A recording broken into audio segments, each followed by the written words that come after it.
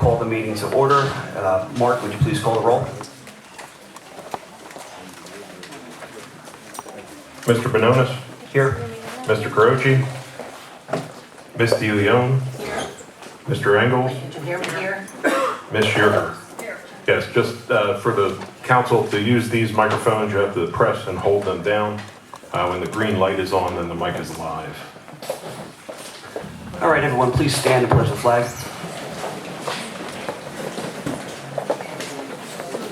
I pledge allegiance to the flag, the United States of America, for which it stands, one nation, under God, indivisible, with liberty and justice for all.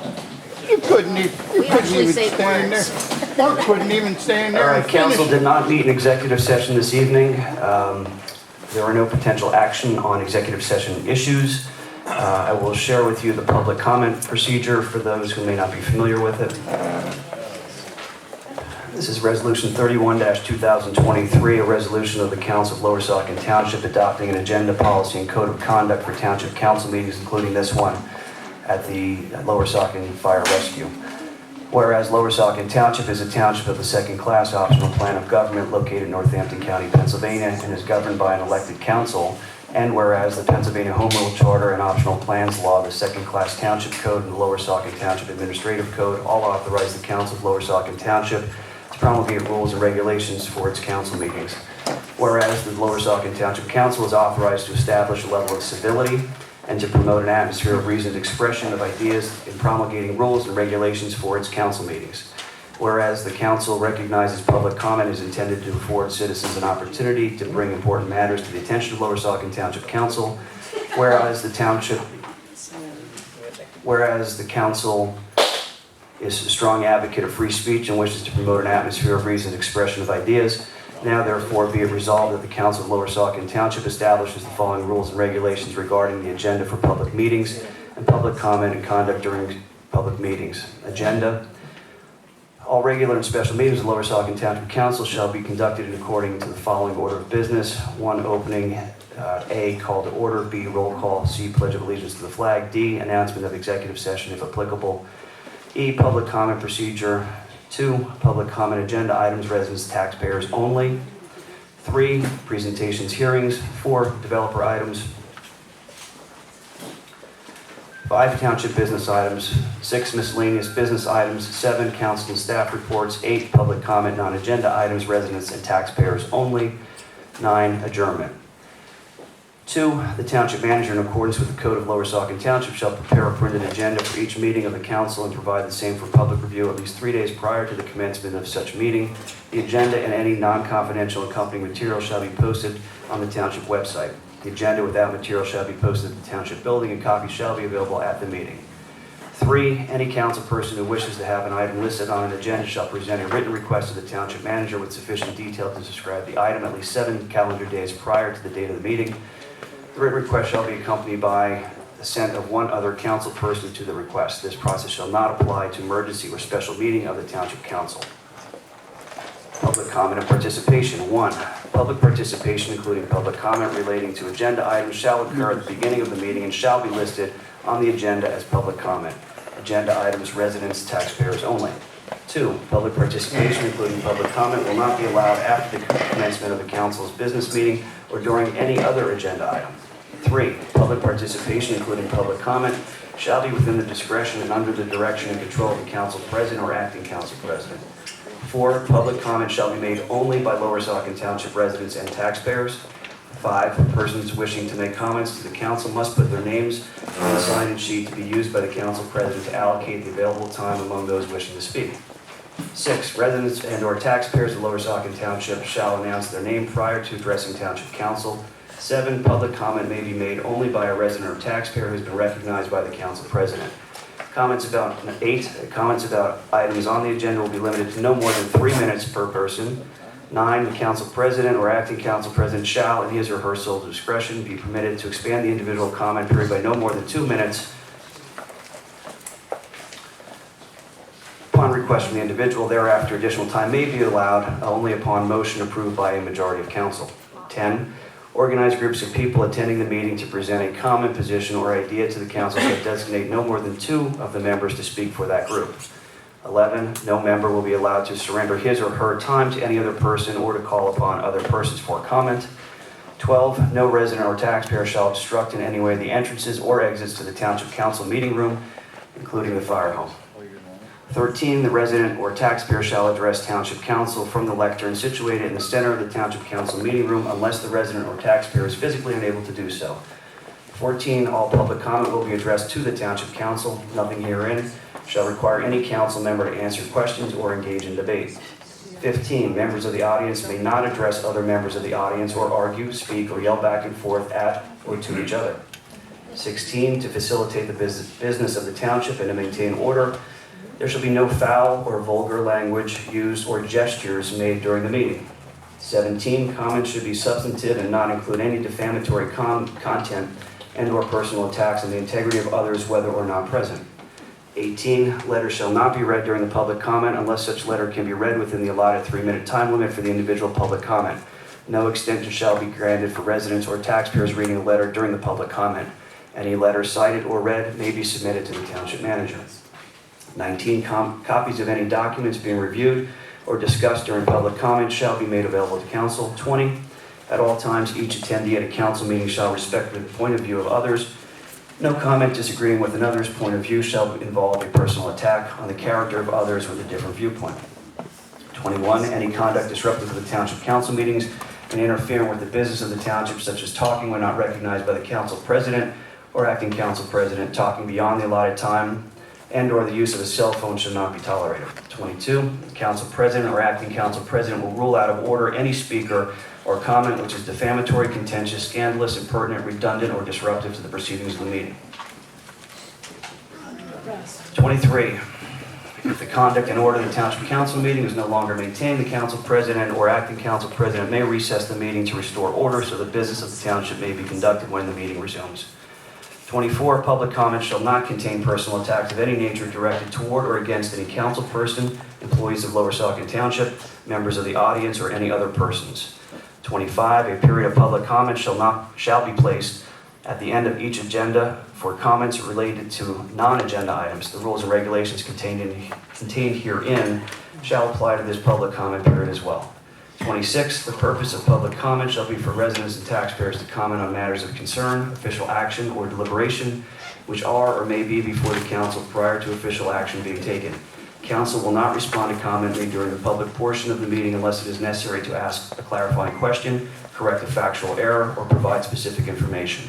The purpose of public comment is not for residents or taxpayers to engage in argument or debate with members of council, the administration, or other residents, and the council president shall maintain order in accordance with such purpose. This resolution shall repeal and replace Resolution 31-2022, resolved and adopted this 3rd day of January 2023. Attest Mark Hudson, Township Secretary, Lower Saucon Township, Jason Bononis, Council President.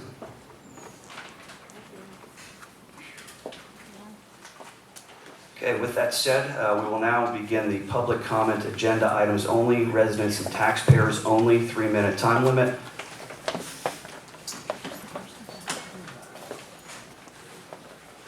And the first person I have is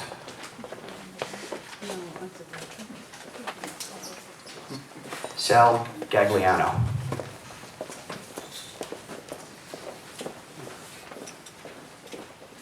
Sal Galliano.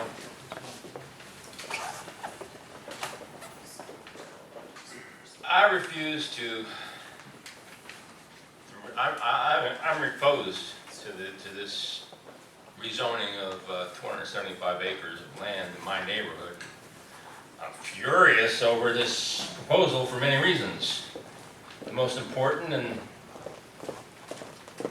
this preservation of the lands is that they were preserved for a reason. That animals and what are you going to do? It says you can reallocate the land, the area of land. Well, what are you going to do? Relocate all the animals too? Guess where they're going to relocate to? My yard, their yard, your yard. That's not safe. They have an environment in which they're used to, and they forage and clean up. You know, they live there in peace with us. The reason I came to this area because it was nice, it was quiet, it was clean.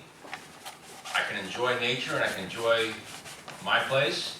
I can have others come over and enjoy my place. Now, I don't think anybody's gonna wanna come here, including tourism. You really think somebody's gonna wanna come and look at this place with garbage dump, smelling? They wanna fish in this river? It's contaminated. Another object that will it'll bring scavengers, that'll contaminate the land. I forage off the land at times. Berries, I grow things. Well, where do you think all those contaminants coming from are gonna go? Our ground, my water, their water. It's not healthy. You don't provide us water, we have to dig for it. It comes from a well.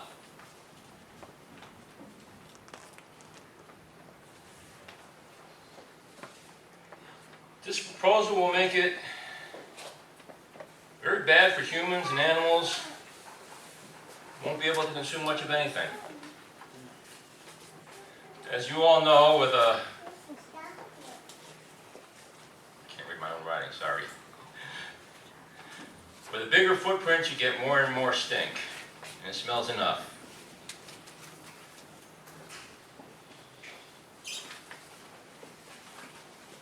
I came here to raise a family, retire, maybe you'll have some livestock, which I do, but I don't want to let any of it run around now.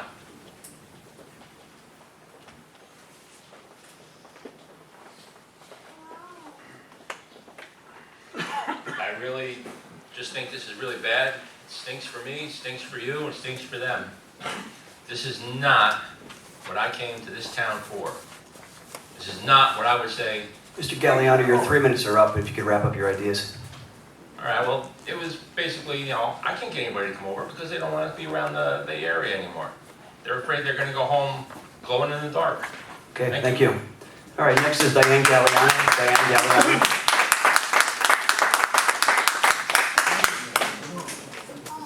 Hi, I'm Diane Galliano, and we live like downhill from the Petries, and if this happens, the zoning, when it rains like this, all this water comes across the field and down all through our property and even into our basement. And I can't imagine like what might be in this water if the zoning's changed, and who knows like what kind of chemicals might be in there. I hear that there's radioactivity sometimes in there, and I'm familiar with radioactivity. I used to work with it in the lab, and I know that like there's different types. I don't know if it's tritium, C12, C14, or some other kind of radioactivity with different half-lives. And when you look at the half-life of something, that doesn't mean it's gone in that length of time. It's only half gone in that length of time. And then you have to go that length of time again for another half of it to be gone. And it can just keep going on infinitely. So who knows how long some of these things are going to be in the ground. And then don't forget about like the birds will be coming, and rodents will be coming, and we have chickens. And then once in a while you hear about the bird flu coming around, and you have to be careful about your birds in the area. So we have like a lot of concerns if something like this were to happen. All right, thank you. Thank you. Next is Bob Lasker. Bob Lasker. Come on, you didn't give me enough time to give me ammunition. I'll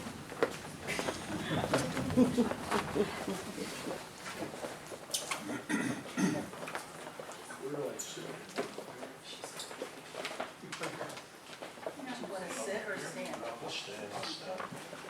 I may not be able to get back up again if I stand. I know that. Okay, 2 of the largest parcels in the land recently purchased by the landfill are in and have been in conservation easements. Ms. Garber, the landfill's attorney, has argued that the people could not expect that the conservation easements last in perpetuity. Yes, Mrs. Garber, we do. Isn't that the very definition of a conservation easement? At least it is from what I can see on the Commonwealth site involving conservation easements, and I quote, Conservation easements, a voluntary conservation easement is a legal agreement between a landowner and a land trust or government agency that permanently limits uses of the land in order to protect its conservation values. It allows you to continue to own and use your land as well as sell it or pass it on to heirs. So I decided to look up the word permanently in the dictionary. You know, with the way things are changing in the world, new math and all that, I thought perhaps, maybe, possibly that I was mistaken.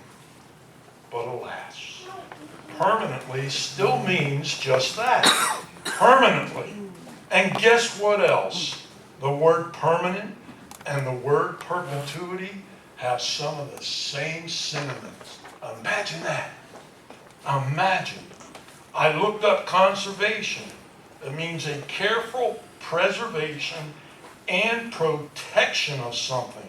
And get this, especially planned management of a natural resource to prevent exploitation, destruction, or neglect. So doesn't it become quite plain that we the people can, should, and do expect that the land conservation easements go on in perpetuity? Thank you. Thank you. Next is Russ Sutton. Russ Sutton, 2133 Saucon Avenue. I'm here for two different reasons. One, for the expansion of the dump again. I'm completely opposed to it. We only get one earth, and once it's gone, it's gone. We need to preserve our environment, preserve our river, preserve our valleys, and protect our trees. And we're not doing that. Not only that, all the contaminants in that dump, we don't even know what's in that dump. And we don't even know what was put in there before when Bethlehem owned it. So they dump toluene, benzene, 55-gallon drums, radioactive waste, asbestos, you name it, it's in there.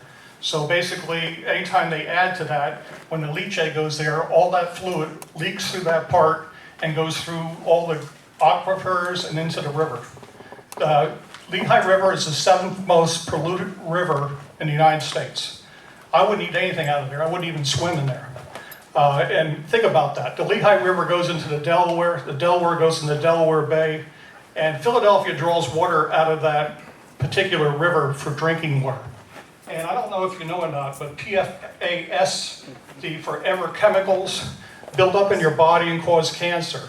All kinds of cancer, kidney cancer, all kinds of problems. And then just a question in my mind is how a council can, of elected officials by us, can try to, in my eyes, circumvent one ordinance with another ordinance to try to continue moving that, what we don't want to happen forward.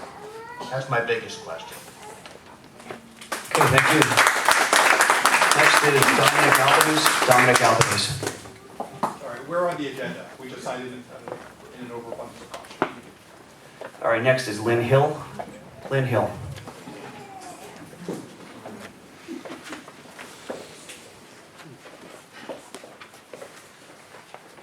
Hi, I'm Lynn Hill. Every township official should be the trusted gatekeeper of decency and appropriate use of township land and resources, not the vulgar destruction of neighborhoods and forests for a landfill, or for that matter, for an inappropriate placement of a cell tower. We're tired of the propaganda, really tired of the propaganda, and we're not fooled by it, by the gaslighting about the landfill revenue and taxes. It's an insult to our intelligence. If you're not capable of balancing the books without the landfill, then it's obvious we need a new council majority that can responsibly manage this township's finances. You've seen the enormous opposition to this project over the last several months. Within our township, all these people here, and all the other townships surrounding it, except Bethlehem, who That still puzzles me why they're not on board. But it's been demonstrated to you in spades that this is a bad idea. So why are you still thinking of moving forward with it? I mean, haven't you learned yet that this is a project that nobody wants? Thank you. Thank you. Next is Stacy Mazinski.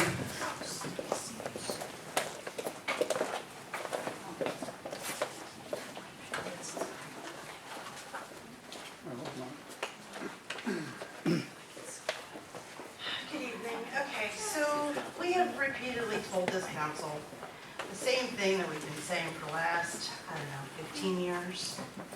The landfill needs to stay in its box. It needs to die in the same box. It needs to stop in the same box. Stop at this landfill expansion. This is not what we want. We've been telling you this for over a decade now. So it could easily be considered a Superfund site as it currently stands right now. When it shuts down, I'm sure it will become a Superfund site. And RCRA will have its day. But right now, we don't want it. We don't want the expansion at all. Also, a cell tower is not something that Steel City needs. There are over, I think there's three cell towers within 1.5 miles of the surrounding area of the proposed cell tower for 4235 Lewis Avenue. There's no reason for it. They don't need any variances for this cell tower because they don't even have an engineered road that's going up to this to support this cell tower. So I don't see where these special exceptions would lie for this individual and this landowner. Also, term limits. Let me get there. Okay, so the voters of the community know exactly what you're up to with these term limits. And we watched you spend our money carelessly with the legal fees for the 2202, I don't know what that was, the proposal or vote, with the conditional use hearings. The voter watched council alienate one member of our community that sits on the council, who voted for what was right for this community. And I oppose the proposal placing a term limit on the ballot because it's basically a derivative of a special interest group. And if you bring in inexperienced council members, the costly errors are obviously there.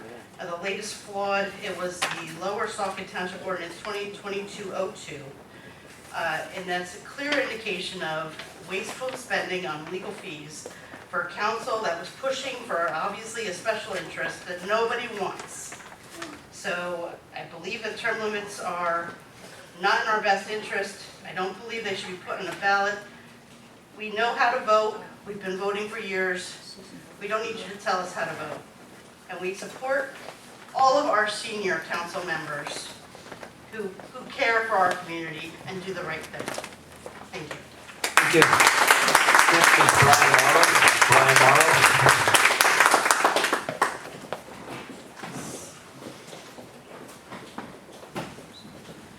Brian Morrow, 4355 Lower Saucon Road.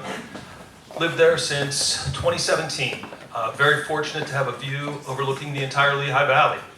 Unfortunately, you're going to destroy that view if you move forward with this project. Not only will it increase the truck traffic, which is already horrendous. I live on the turn right at Reddington Road in Lower Saucon. If you ever venture down that way, frequently there's accidents there. One about 3 weeks ago. That truck traffic's going to kill somebody. So please do something smart. Go against it.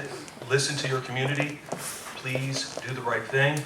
I had two choices today after I got off work. One, come here, show my concern, express my opposition, or two, go buy my hunting license. First day. I mean, another holiday you chose. But I chose it's time to come here and get my license tomorrow. So, thank you.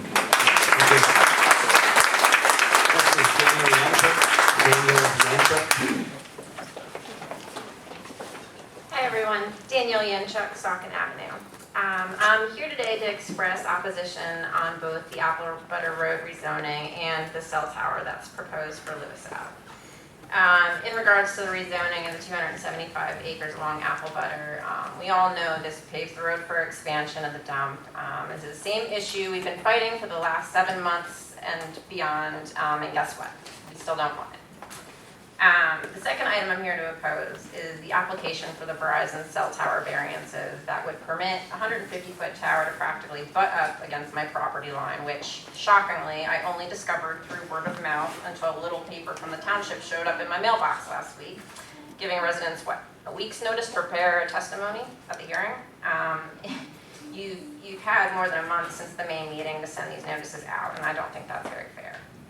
I'm told public notices need to be posted on the property, but given that the property is located on a private road with no trespassing signs, I fail to see how the public would see such notices. Now, under normal circumstances, I have zero issue with any property owner doing as they see fit on their property. But that support stops when their intentions encroach upon my livelihood and the health and well-being of my family. At May's council meeting, I brought up my concerns such as potential health risks, losses of property value, stormwater runoff, and erosion problems, among other things. Let's face it, this isn't a pool or a shed we're talking about here. This is a 150-foot radiation-emitting tower, and everyone that lives nearby stands to not only have to look at it every day, but also deal with whatever consequences erupt after it's in place. I also want to emphasize one important thing here. We still have not been shown any proof of need for this tower to be there in the first place. The township's laws require proof for a new tower to be constructed. Now, I've looked to see how many towers already exist in the area. We've got over 2 dozen within a 2-mile radius and nearly 4 dozen within a 3-mile radius. I find it hard to believe that not one of those towers can be co-located with an antenna that would serve the same purpose as the tower proposed here. Now, to be completely transparent, I don't want it at all. It stands against the very reason we moved to Steel City in the first place, and if it goes up, my family will eventually move.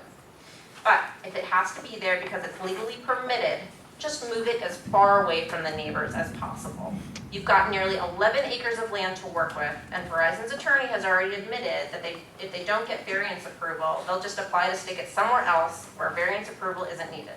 So if there is a location on the property that meets the zoning requirements and it's further away from adjoining property lines, why aren't you putting it there? Stick it further up the mountain. Of course, doing so would incur further costs. Your printouts are as illegible as mine. The other thing I would like to point out here is that the process of public comment is rigged in a way where we have to state what we have to say, then the developers get to speak, and the public has to stay quiet. The only time that the public can speak once the developers have spoken is about non-agenda items, and I'm sure Mr. Bononis would stop us if, for example, in the non-agenda section of the meeting, we were to refer to something that was mentioned by the developers in the agenda section of the meeting. That's clearly like a rigged system. It's not one that's conducive to genuine public feedback. And you can fix it. You could fix it like that. You could fix it. Now, about the landfill, rezoning to make room for the landfill. Let me just say, this isn't just about rezoning. It's about changing the text of the zoning requirements. Let's just read one short piece of new text as an example of the intention, right? Here's the new text. If a landfill or waste disposal facility will require land development approval under the Lower Saucon Township Subdivision and Land Development Ordinance, and a permit from the Pennsylvania Department of Environmental Protection, it is not, my emphasis, subject to the site plan approval process and requirements of this article.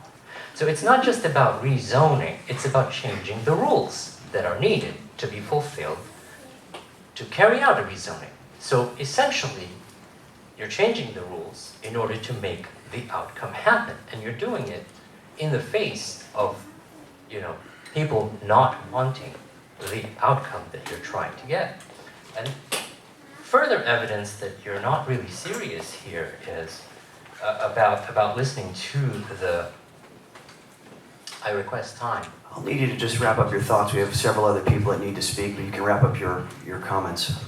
Okay, if you go through with the cell tower and the rezoning, you can be sure that I will have Lehigh University's Environmental Engineering Department take measurements before the proposed changes happen so that there's a record, since you don't seem to be invested in an oversight process. And you can look forward to lawsuits down the road. Okay, thank you.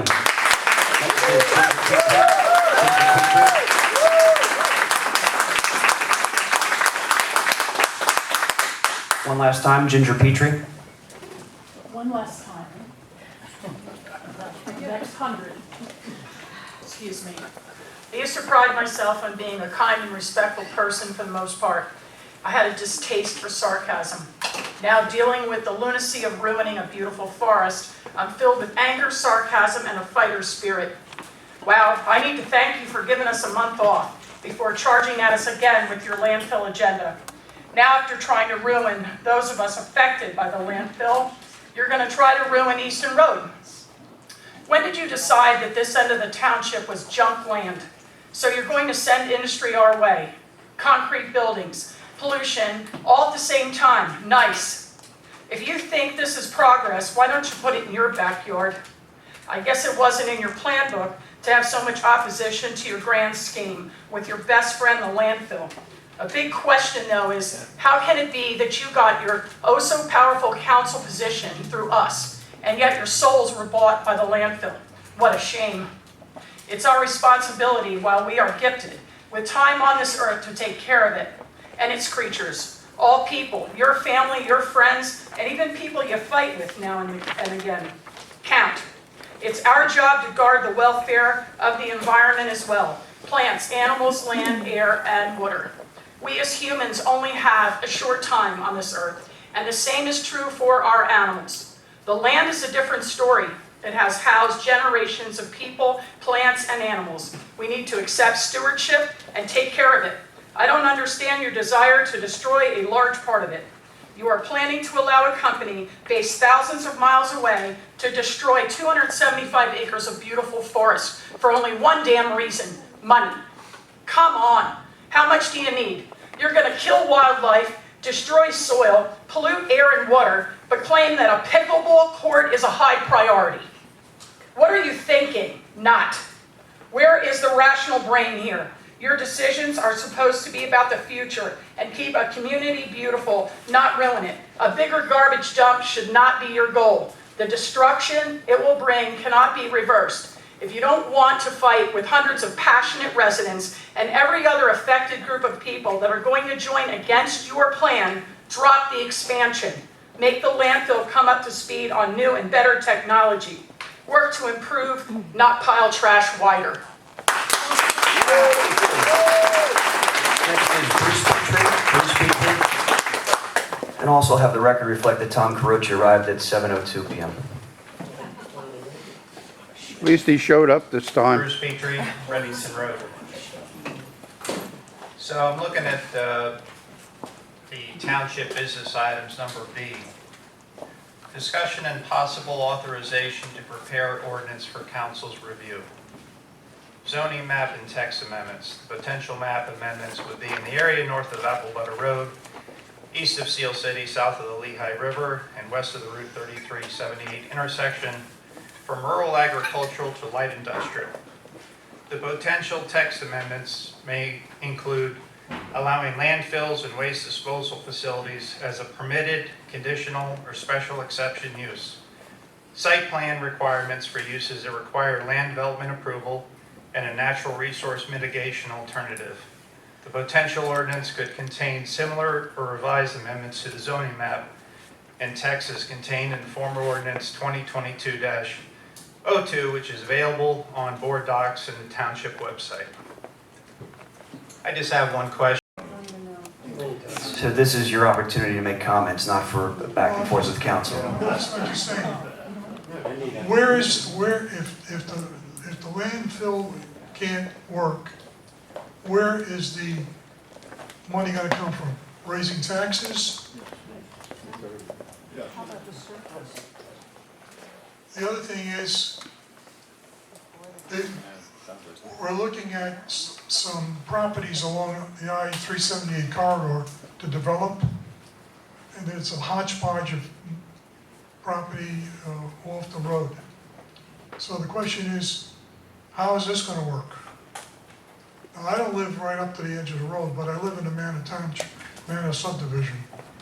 I feel sorry for my neighbors that are parallel to 378. That's all I have to say, thank you. Thank you, sir. Next is Steve, and the last name begins with a G, but I can't read the rest of the name. We're on the agenda. Okay. Mr. Gutsuzi, thank you. Thank you, Ms. Bonos. All right, next is Matt McLaren.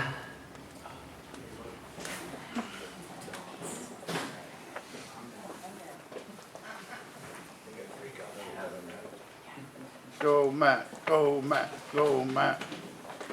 Matt McLaren, 2198 Riverside Drive. I just have a couple questions for council. I want to think ahead here a little bit, and I hope you do too. My first question would be, I don't believe that the first rezoning for the landfill is settled as far as the appeal, with the landfill appealing it. So I would suggest everybody pump the brakes, and why are we even discussing this now, wasting more money potentially, going through the whole thing again until that case is settled. My number two thing is, are we guaranteed, since we spent so much money the first go around, that the ordinance is going to be written correct the second time around? That way we don't have to go through this again for another, 2-3 years. Obviously, my next concern is, as you're aware throughout all this, we have St. Luke's, Bethlehem Township, some big money that's now on the opposite side of this, and I want to make sure, the outcome of this, that our council members are on the right side and they follow our ordinances and can answer these questions in these ordinances as far as rezoning goes, conditional uses. Both of these decisions here tonight can end up in conditional use hearings, and there's a certain set of guidelines that you must follow as far as these questions. So I would like for each council member right now to basically answer these questions and see if either of these proposals, either the cell tower or the landfill, will be consistent with these set of general rules for conditional uses. I'm going to read them out now, and I'd like to hear from you whether these are going to be consistent. Mr. McLaren, just to be clear, you can ask whatever questions you want. Hold on, sir. Yep. You can ask whatever questions you want to ask. It's not for council to respond to your questions necessarily, so feel free to ask what you want. Well, there's a lot of money on the line as far as lawsuits and everything else for the next 10 years. So if you're not willing to back up the decisions you make with actual facts and information out of the zoning code, then don't make the decision to begin with, is what I'm getting at. So, in accordance with Lower Saucon Township Comprehensive Plan and consistent with the spirit, purpose, and the intent of this chapter. Now, you read about the spirit of Lower Saucon Township, and I don't think anywhere in there it has to do with industrial uses. Not quite a bit. It has to do with preservation and conservation. I'm going to get through these quick. In the best interest of the municipality, the convenience of the community, the public welfare, and be a substantial improvement to the property in the immediate vicinity. So, either of these changes, substantial improvement to the properties in the immediate vicinities. I mean, I don't know about the cell tower, but that's definitely not. I don't know about the landfill, but that's not either. I just have a request to finish this last one, that's it. Your time's up, but I will give you more time to wrap up your thoughts. Suitable for the property in question and designed, constructed, operated, maintained so as it to be harmony with and appropriate in appearance to the existing or intended character of the general vicinity. So I think that the landfill, obviously there's conservation easements there. If that's not the intended character of what's there, I mean, I don't know what to tell you. So unless you can put money on it, I don't understand why we're wasting our time. Because I guarantee you with the money on the opposite side. All right, Mr. McLaren, you've used up your time. Thank you.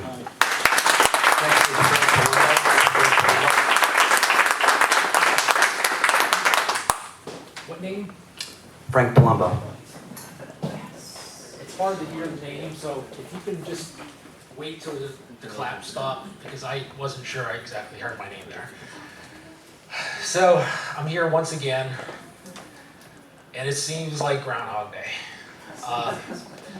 There's been so much opposition against this landfill expansion. I'm not going to regurgitate what you guys have heard. You clearly don't give two craps about it. But as you know, we will fight this, and we will continue to fight this, and we will vote the appropriate people out of the office. I ask again, who does this council work for? Us, the voters, the taxpayers, or the corporations? Simple question. And I know who you're supposed to work for, but you don't act at all like in the best interests of the residents here. I'm extremely frustrated, annoyed, and disturbed, as I'm sure these people are, because they'd probably be at home doing other things, including myself. You guys don't want to hear this grief every day that we have a council meeting. You limit us on by 3 minutes to try to press our vote. But guess what? You're not going to press our vote because we're a very strong organization. We're grassroots. We got a lot of other people and organizations behind us. And all I hear is people in opposition. I have never seen one single person, at least at the meetings I've been to, for this expansion. So somebody correct me, and I know you guys won't answer squat. And these guys come to probably just as many meetings as I do, if not more. I have never seen somebody here saying, yeah, go for that dump, expand that dump. Nobody, crickets. And I remember somebody saying about the rezoning on Easton Road. Oh, we've had people come to us. Yet the day the Easton Road people came up here in opposition of that, all I heard again was probably about 30 to 50 people were against this. I didn't hear one single person for it. So again, who does this council work for? Developers or the taxpayers? Thank you. Thank you. Next is Jackie Palumbo. Jackie Palumbo.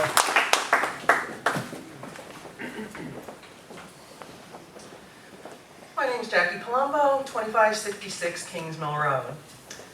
A little over 6 months ago, I stood here and I asked the question, why is garbage good for me?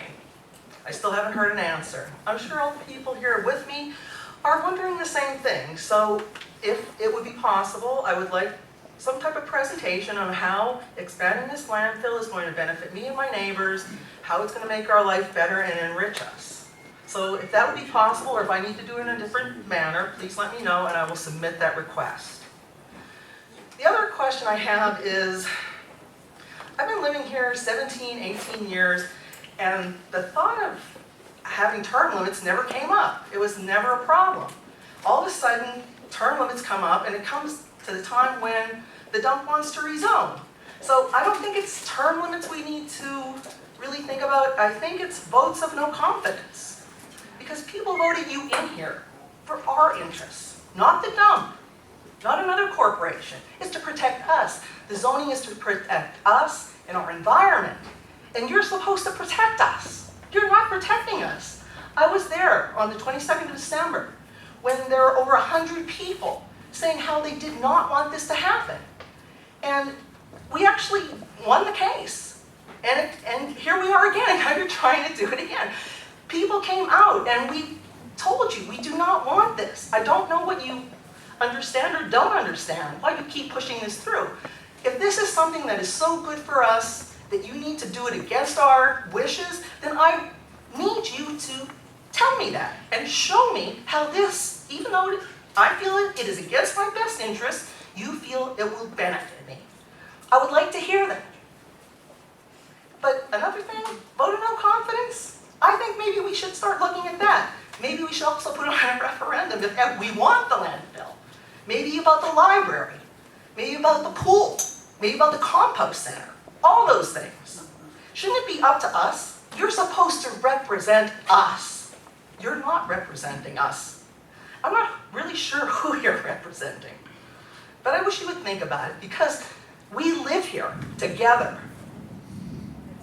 I guess maybe you're just planning on moving once you push this through. I don't know. But please think about what you're doing. Thank you. Next is Jamie Hecker. Jamie Hecker.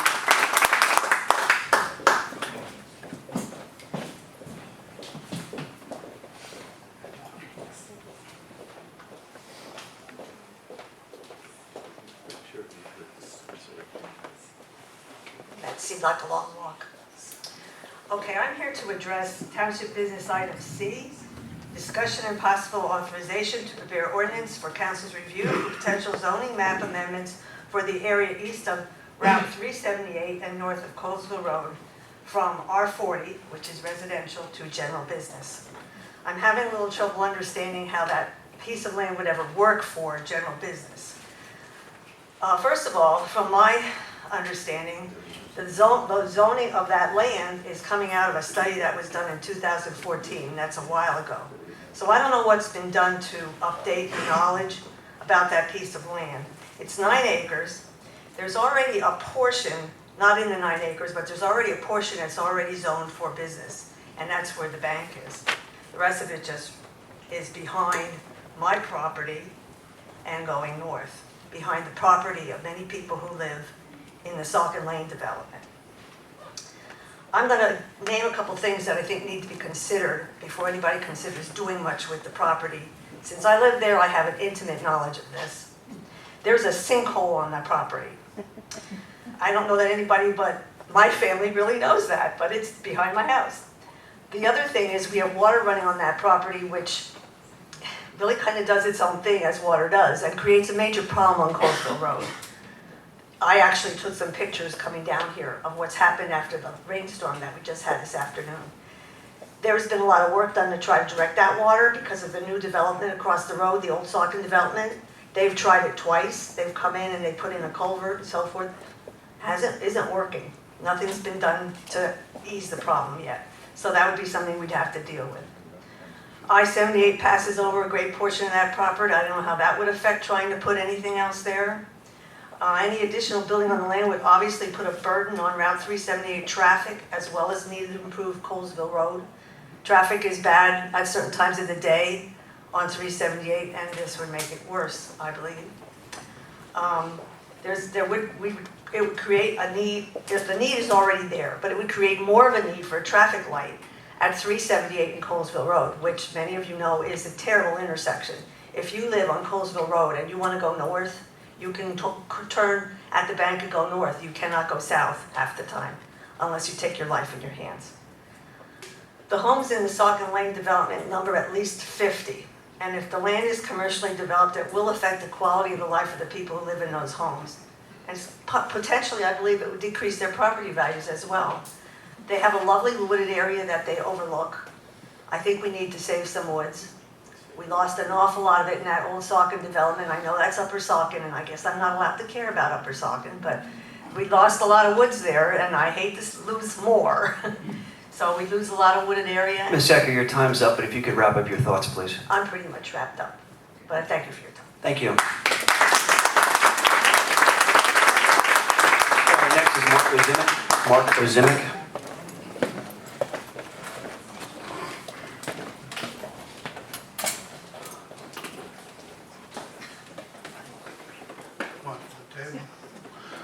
Well, I'm back again. You know what? Just to answer your question, Mr. Treadwell, was it enough to shut me up? No, it wasn't, because I won't shut up. I heard you the other last meeting. So, here I am, again, dealing with bull crap. Does this make you happy? Oh, I forgot to do something. Hello, Susan Blair. I hope you're out there in YouTube land watching this so that you can get a glimpse of what goes on for the people that want you on council with them, so they can use you for a rubber stamp. Anyway, several topics. The Upper Saucon Library deal, they just keep So the dragging library is it not out. on the agenda, sir. If you want to speak on that topic on the non-agenda, you're more than welcome to. We're on the agenda items right now. Oh, well, I guess that leaves out number 2. And the rezoning of west of 78 and 33. I guess that means my house, Reddington Road, all the way down to the scrapyard, or the Narrows, light industrial, you can change it if you want. It's not gonna do anything to me. It might benefit me for when a business does wanna come, because I'm not selling out cheap. By you doing that, you might give me the chance to make myself rich. Then I'd have money to sue you. Because I'm not moving, just like I told the people on Eastern Road. The ball's in your court. People want to come, they want to put up a building. You know what, Tom? You hold out and be the last guy for that driveway they need to put in. You don't give up, you don't move, and you make them pay through the nose. There's two ways to fight this battle. You guys should just shut up and go home. Forget the landfill, because one day maybe the landfill will be at your house.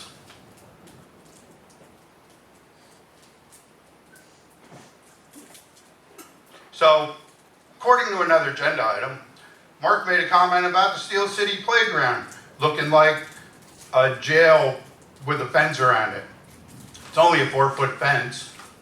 It's not very high. A jail has a bigger fence with razor wire, usually 2. When you go down Graterford and visit, or Western. Actually, they don't have one. Maybe they do. I don't know. Might have changed over the years. I know I've seen the inside of several of them, and that's what you people need to see, the inside of a couple jails.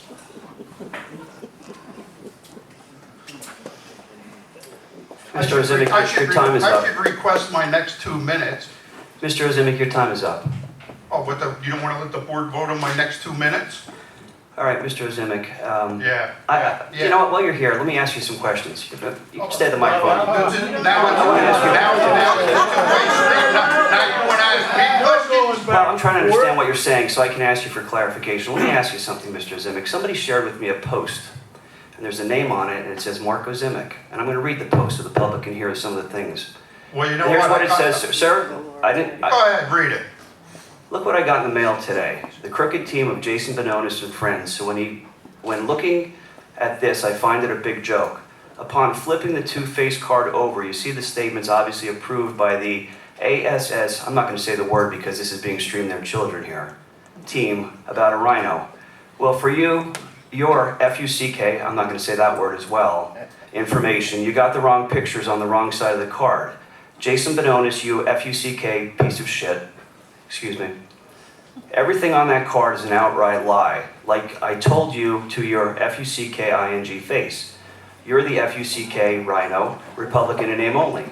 Jason Bononis, the PCASHI, acting like the PCASHIT-POTUS, in which you want to stack the local councils, all of them, EAC and the landfill committee. You couldn't even let your assignee attend.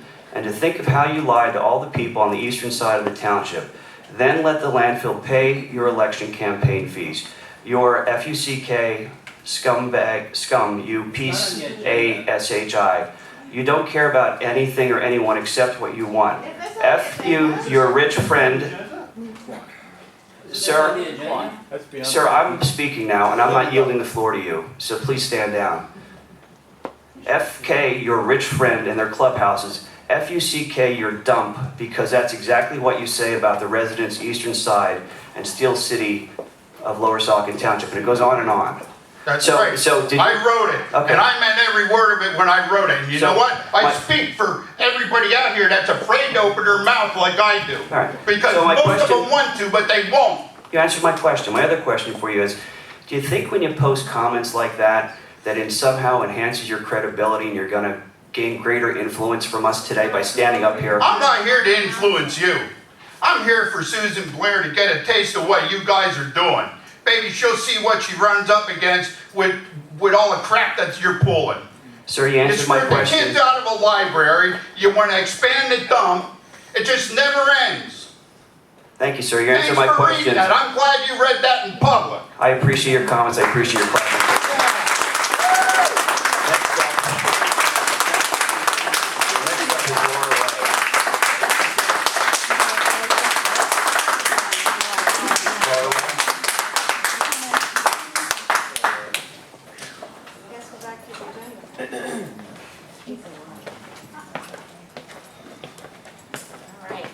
That's an act to follow.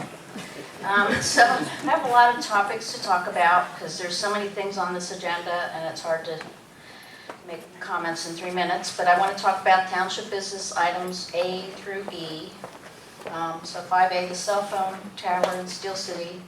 Just want to go on record again that I oppose the variances that are being requested for this plan. I find it very disconcerting that the EAC was not given any opportunity to weigh in on this plan, since our last 2 meetings have been canceled due to lack of business. The council, at the very least, should not send over a letter of support for the variances to the zoning hearing board. The guise of saving some trees, as was mentioned last time, as reasoning for one of the variances is absurd, given the fact that a logging application had already been submitted for the same property before the last council meeting, and I'm sure you were all quite aware of that. So I would say there's some banana noses for that topic. For 5B, we all still oppose this. This is the rezoning for the map and the text changes for the benefit of the landfill. It's a total disgrace.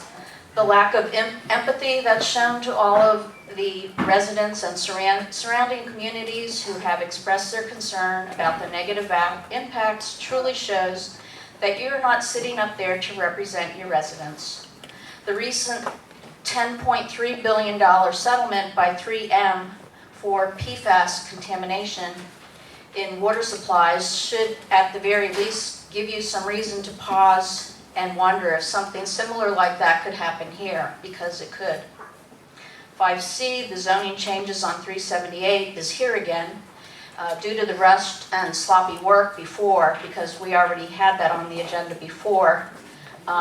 Errors were made in the submission, and now we have to incur the cost again to redo here.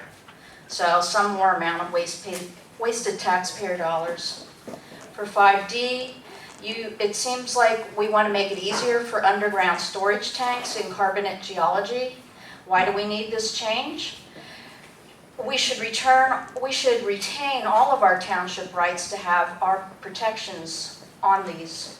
I think this is regarding the Sheetz gas station that's proposed for 378. And again, this is another thing that the EAC has never been provided an opportunity to review or comment on. And I did mention that before. And for 5E, this is for the referendum. It seems very unnecessary to have a voter referendum on this topic. Okay, your time's up. If you could wrap up this thought, please. I'm going to finish. Voters have the power in every election to remove those they feel should not be in office.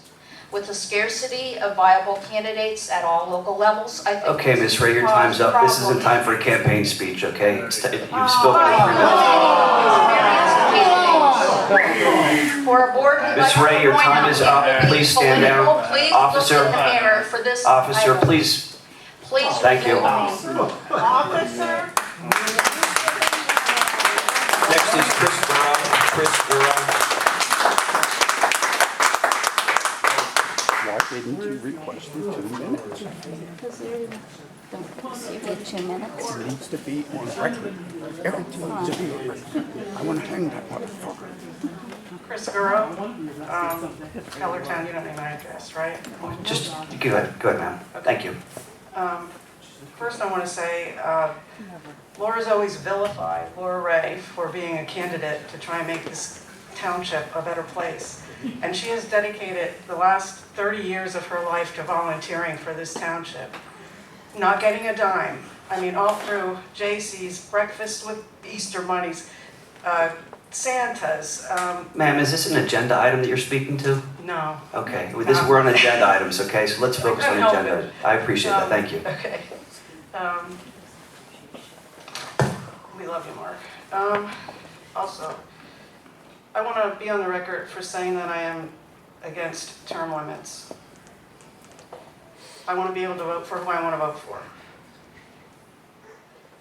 I want to be on the record to say I stand with the citizens of Steel City who are fighting this cell tower. Regarding the landfill, it's been called by experts an environmental crime. I hope whoever can do something about that is listening and can read that information. An environmental crime. And I would like to say that so often it's said that these groups represent the vocal few from the township. Well, I'd like to say that there's a lot of people like me who find it very hard to speak in public. And there's so many more people like me. And so I would like to say thank you to all these people who get up and speak for people like me. I really appreciate it. Keep doing it. We're going to win. Okay, thank you, Matt. Next is Kathy Pitchell-McGovern. Kathy Pitchell-McGovern.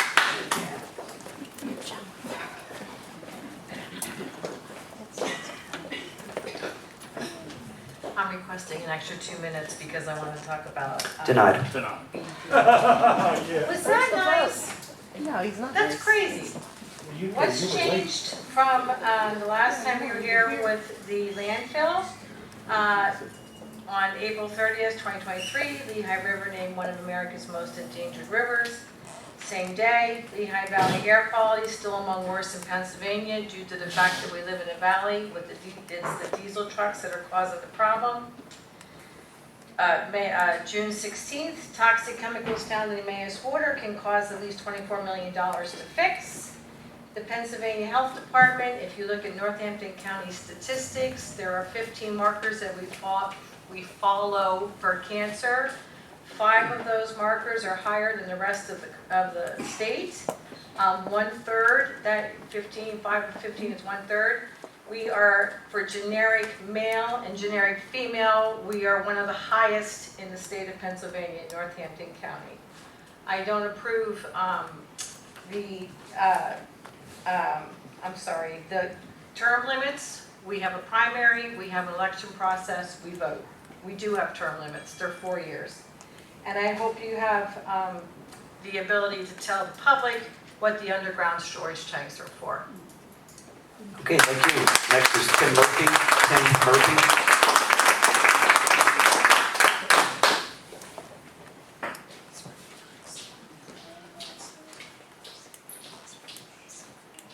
Hi, Tim Murphy, 456 Birch Road, Hellertown. I've been up here before, but I'm just here to voice my opposition to the expansion of landfill. As far as the cell tower goes, I think that should kind of be a discussion between you guys and the people in Steel City that are, directly affected, because it's way out of my view. Since the expansion of the landfill came up, I've had an opportunity to kind of visit some of the adjacent property that's out there and walk along that property. Very nice property. I didn't realize it was that nice for years, but very nice, and maybe they can see just a hint of the landfill, and the expansion is going to bring that landfill in view of this really pristine property. And then the other thing was that looking at the map, and I think I've mentioned this before, the way it's going to encroach on that Bull Run Creek, I think it's going to do damage as far as the leachate leaking into it. And I know it's going to go a lot closer to the Lehigh River.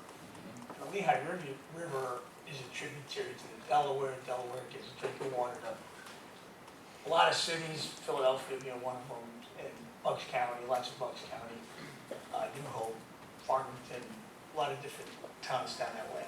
So again, and then I remember that one meeting we had over at the other hall, where that one younger gal said she and her family moved out there and built a really nice house. Under the plans of like having a nice house and raising her kids there, and all of a sudden she's gonna have to look at the landfill. And I think you guys gotta take that into serious consideration before you allow that expansion. And then also, there has to be like a review of all the environmental impacts that are gonna occur, because it's pretty nice out there.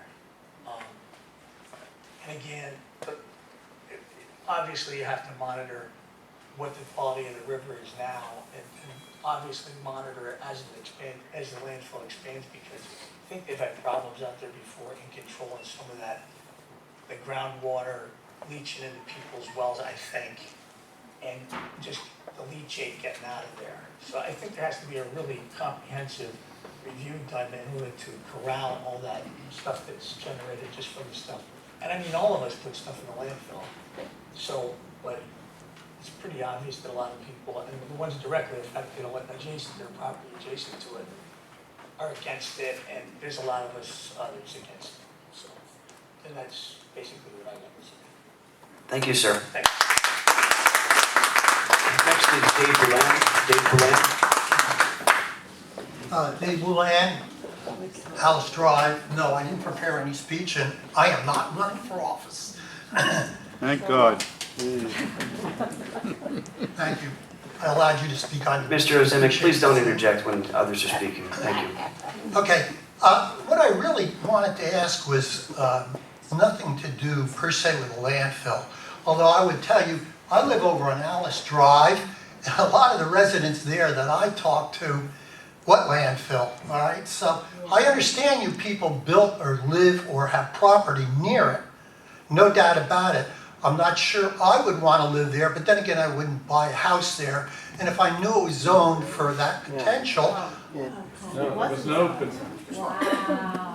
Folks, you all had the opportunity to speak uninterrupted. Folks in the crowd weren't shouting out at you, so allow Mr. Boulan to speak what he has to say. Okay, I wouldn't have bought there in the beginning. And by the way, yes, I've been on zoning boards in New Jersey, and yes, I see people moving in from New York and hating farmers who get up at 6 in the morning to do their farming. God, we can't have this. So, yeah, I've been there and done that. What I was wanting to ask, and I'm not sure whether it's this piece of public or the end, okay, was something that I brought up last time at the very end. And that was conflict of interest by one of the board members speaking out about a cell tower. And I want to know, I'd like some kind of thought or opinion if that's appropriate or not. That's all I'm asking. Because if that's the case, then somebody shouldn't be doing what they're doing. That's all. Thank you, Mr. Boulan. He's entitled to free speech. All right, I believe that concludes our public comment agenda items only for residents and taxpayers. We're now. I want to make some things that were said. One, to this gentleman. Would you mind? We can't hear you. Use your mic, please. You have to hold it. So the township has received approximately $40 million from the landfill since about 1999. So yeah, taxes would have to go up eventually. Okay, that's just, I'm not getting a discussion, I'm just giving my comments. Fine. Okay, fine. Sir, this isn't back and forth. This is just That's an opportunity for Mr. Carosi to address. To the Lehigh University, whatever it was, Loud. On January 26th of this year, Lehigh University took material to the dump, the Bethlehem landfill. And the landfill had to contact the Pennsylvania Department of Environmental Protection to be able to accept the material that Lehigh University sent them. Pennsylvania DEP granted them the ability to accept that material. And Lehigh, it's not, Lehigh, so what they did, they disposed, Lehigh University disposed of asbestos-containing material. The DEP, the Pennsylvania DEP let them do that at the Bethlehem landfill. So let's not talk about Lehigh University having clean hands, that's ridiculous. Now the next thing, now let's not back and forth, this is my comment, you had your 3 minutes. You had your 3 minutes. The Pennsylvania DEP just this year granted the Bethlehem landfill realignment, allowing them to continue. So I think if there's any environmental crimes going on up there or anything that Ms. McGovern alluded to, the DEP, that's the Department of Environmental Protection, wouldn't have allowed them to get the realignment. And then the last one, somebody said Laura Ray's never took anything from the township. I think she took about $200,000 for a property from the township a number of years ago. So $200,000 township. Folks, we're not doing this. Let me be clear. Tom, hold on. Folks, we're not doing this. You had your opportunity to speak uninterrupted. You guys should be embarrassed of yourself. Not on the agenda. You should be embarrassed of yourself. It's personal. It's not he's violating his own rule. I'm gonna make a motion to adjourn for 5 minutes until the I meeting's. don't remember Benonis recognizing. Motion to go into recess for 5 minutes until the crowd calms themselves down and can conduct themselves in accordance with the rules. Hit the pipe, Jack. All right, second, take the roll. You got here late, want to leave early. Motion for a recess so the crowd can calm down. Mr. Benonis, how do you vote? Yes. Mr. Croce, how do you vote? Yes. Ms. De Leon, how do you vote? No. Mr. Engels, how do you vote? Yes. Ms. Yerger, how do you vote? Motion passes. We will reconvene at 7:50. We're not a crowd, we're citizens.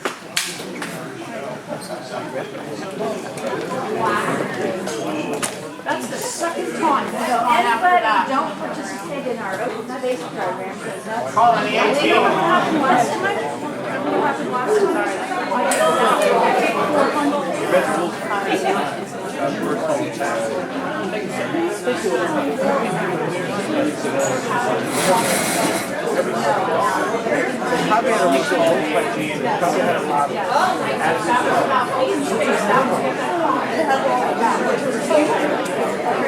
So, I'm impressed that you were able to get out of Saucon Township. You never made it up? Okay, so the tree is. Okay, so the tree was still there. Well, from what I understand, yeah, so they had to make her leave the out now. He actually had to. In front of it, and then got brought in to get out here. Yeah, well, he was challenging me here because he wanted to give him a sitter, mom, get a sitter.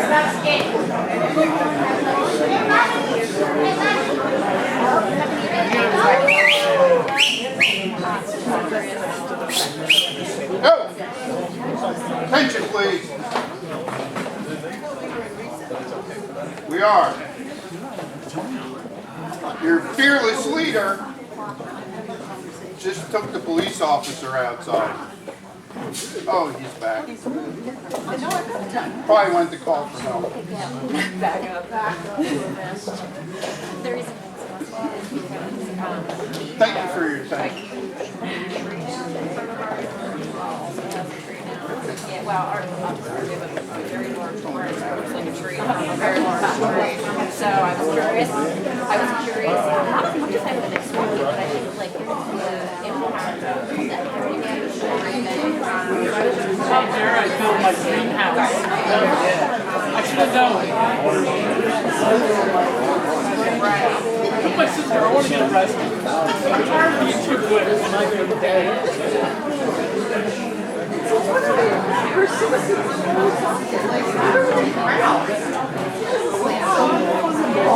Yeah, that's a line.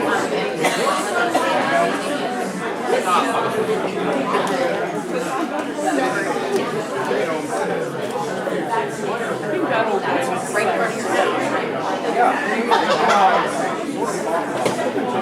Yeah, I mean.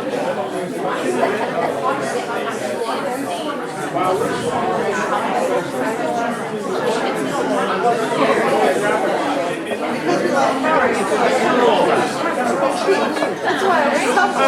Is that what you're sitting on or something? I was trying to write it as best as Were you the only one with the power? No, I think they shut it off because of and then next thing was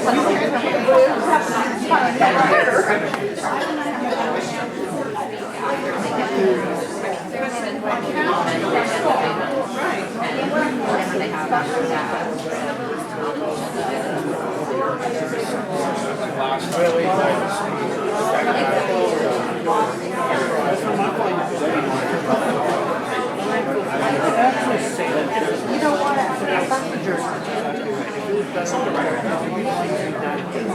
Right, because once in a while, wait for it. I still encourage you to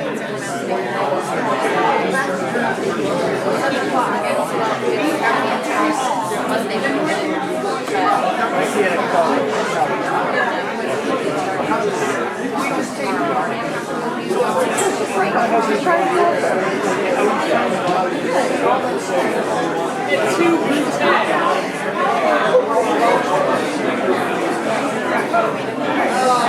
I think this policeman's gonna earn his money tonight. I didn't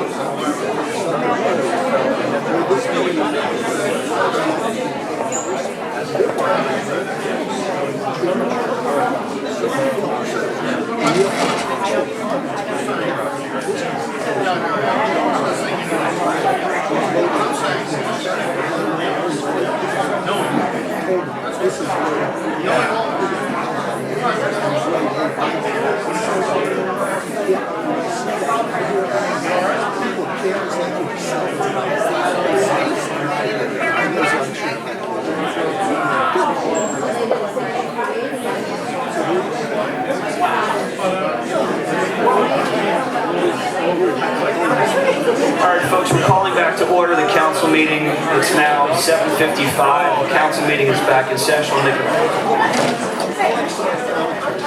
I'll make a motion to reconvene the council meeting. Do I have a second?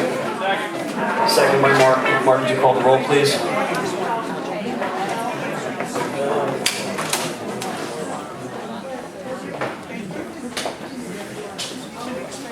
Mr. Carochi? Yes or no? Between that and bullshit about Priscilla. Ms. DeLeon? Mr. Engels? Yes. Ms. Yerger? Yes. Mr. Benonis? Yes. Motion passes 4. Thank you, Mark. All right, we're now at presentations, hearings, and ordinances, resolutions. We have a number of resolutions honoring various entities in and around the community. We have Resolution 49-2023, honoring Braveheart Highland Pub, Resolution 50-2023, honoring Brooklyn's Catering, Resolution 51-2023, honoring Unrivaled Nutrition and Training, Resolution 52-2023, honoring Salon Mia, Resolution 53-2023, honoring Saucon Valley Farmers Market. So these resolutions were presented at the Honors and Hors d'oeuvres Awards Ceremony event hosted by the Hellertown Lower Saucon Chamber of Commerce. The event is dedicated to celebrating and honoring local businesses and nonprofits who have given back to the community over the last year. The 5 awards presented were the Community Partner Award. This award goes to the person or business who lives the word community with consistency, professionalism, and integrity. This person or business can be counted on to promote the sense of community in our area, modeling ways to make a positive impact without regard to their own needs. The winner of that is Bobby Gianguzzi, owner of Brooklyn's Catering and co-owner of Springtown Inn.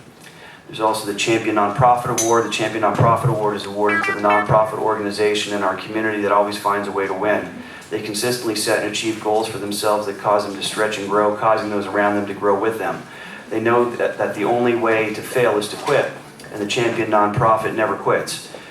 They move forward despite the adversity that presents itself whenever doing something that truly matters. They are champions, and when they win, we all win. The winner of that award is the Saucon Valley Farmers Market.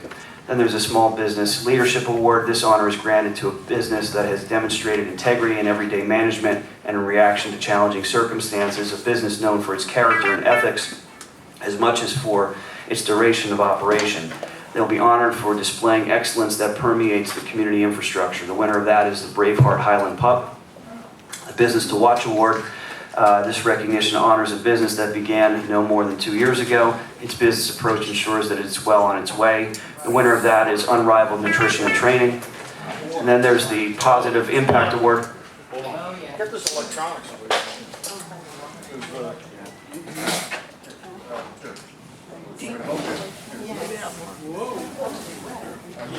Oh, the flood's coming. It's really coming. The flood is coming.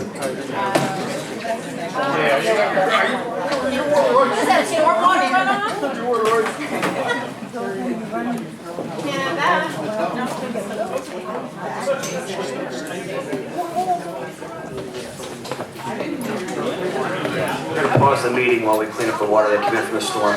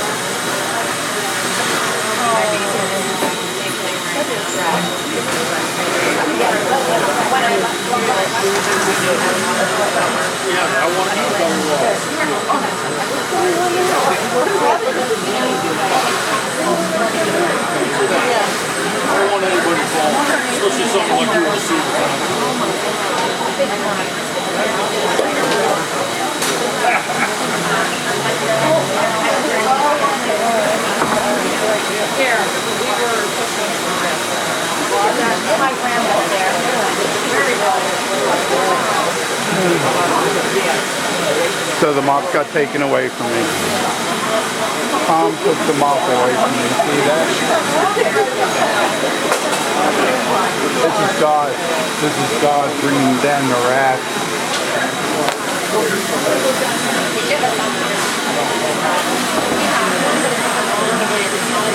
Lord Jesus Christ is at work. Praise the heavens.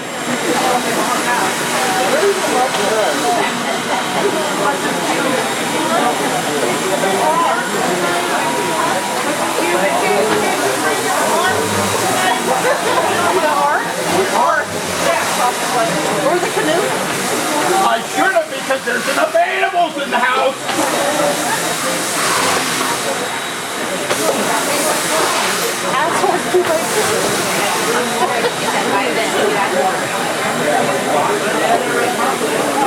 I don't know, but I would fix the door. I mean, if it's been happening for years, I would fix the door.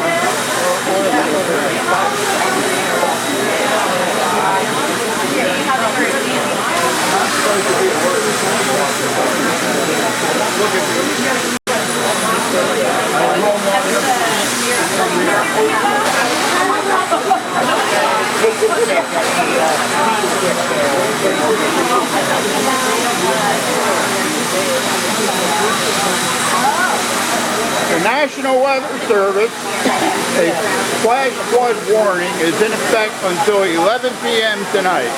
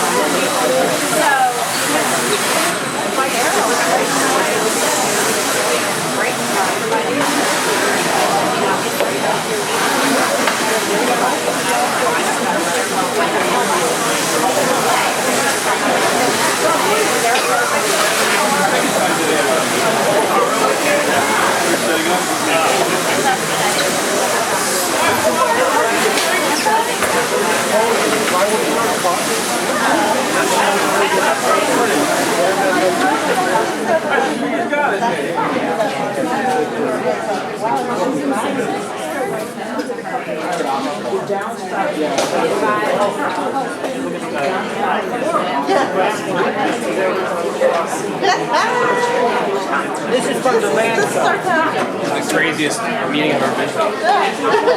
Been to a lot of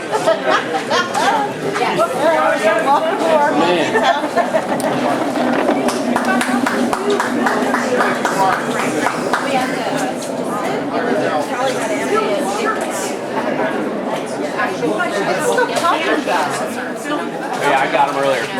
Yep, I got him. Oh, man. Green delay. Can we have sandbars you put on that door? Green delay.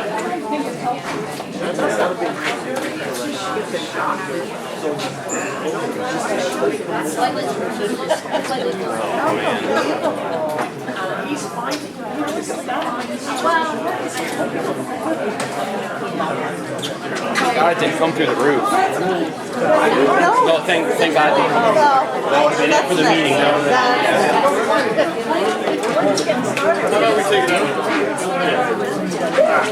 I'm gonna take it out.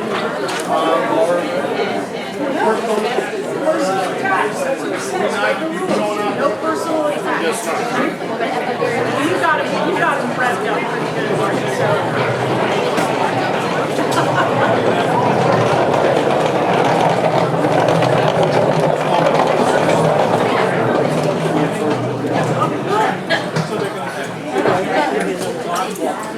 Yeah, go ahead. I'm trying not to spill it. I'm trying not to spill the food. Yeah, I don't want it in the lobby. It gets slippery there.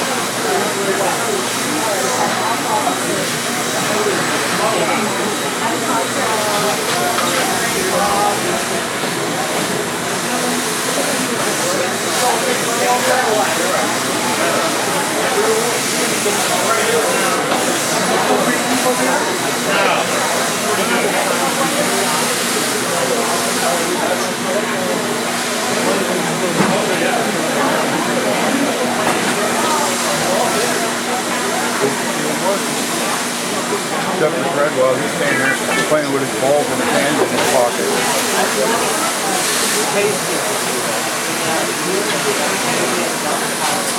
Need another mop.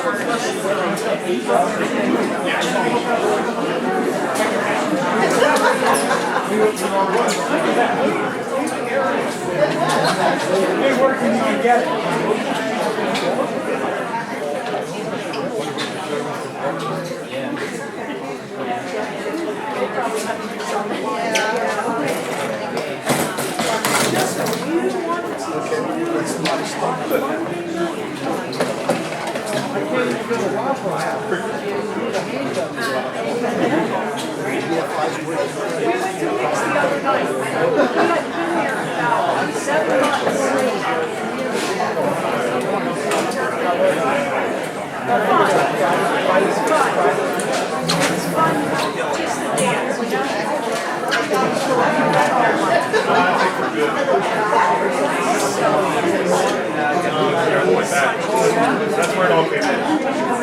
Yeah. All right, thank you. So they can't find anyone who gets in back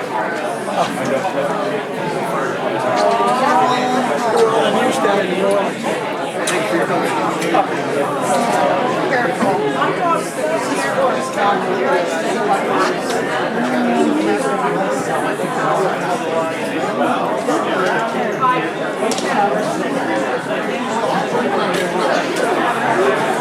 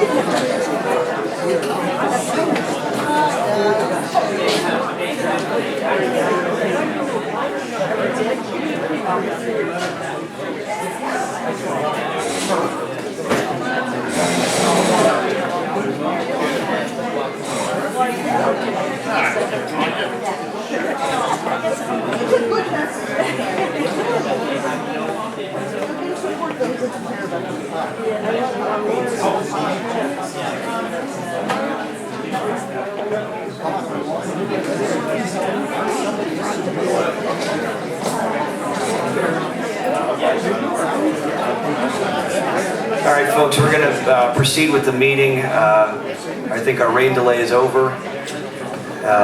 So I guess we should have a motion to reconvene the meeting. I'll make that motion. Do we have a second? Sandy, second. Ms. DeLeon, how do you vote? Reconvene the meeting. Mr. Angles, how do you vote? Yes. Ms. Yerger, how do you vote? Yes. Mr. Bononis, how do you vote? Yes. Mr. Croce, how do you vote? Yes. Motion passes.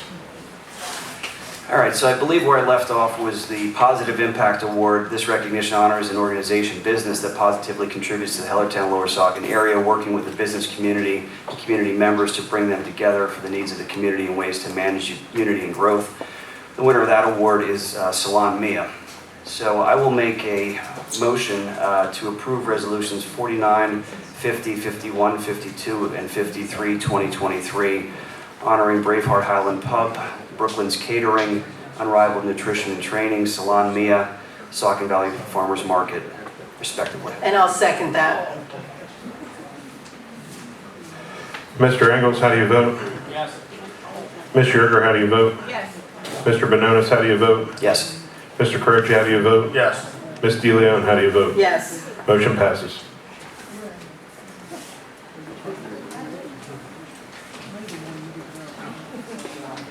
All right, the next item on the agenda is the SeWyCo lot line change, lot line 01-2023 at 1603 and 1611 Hafla Road.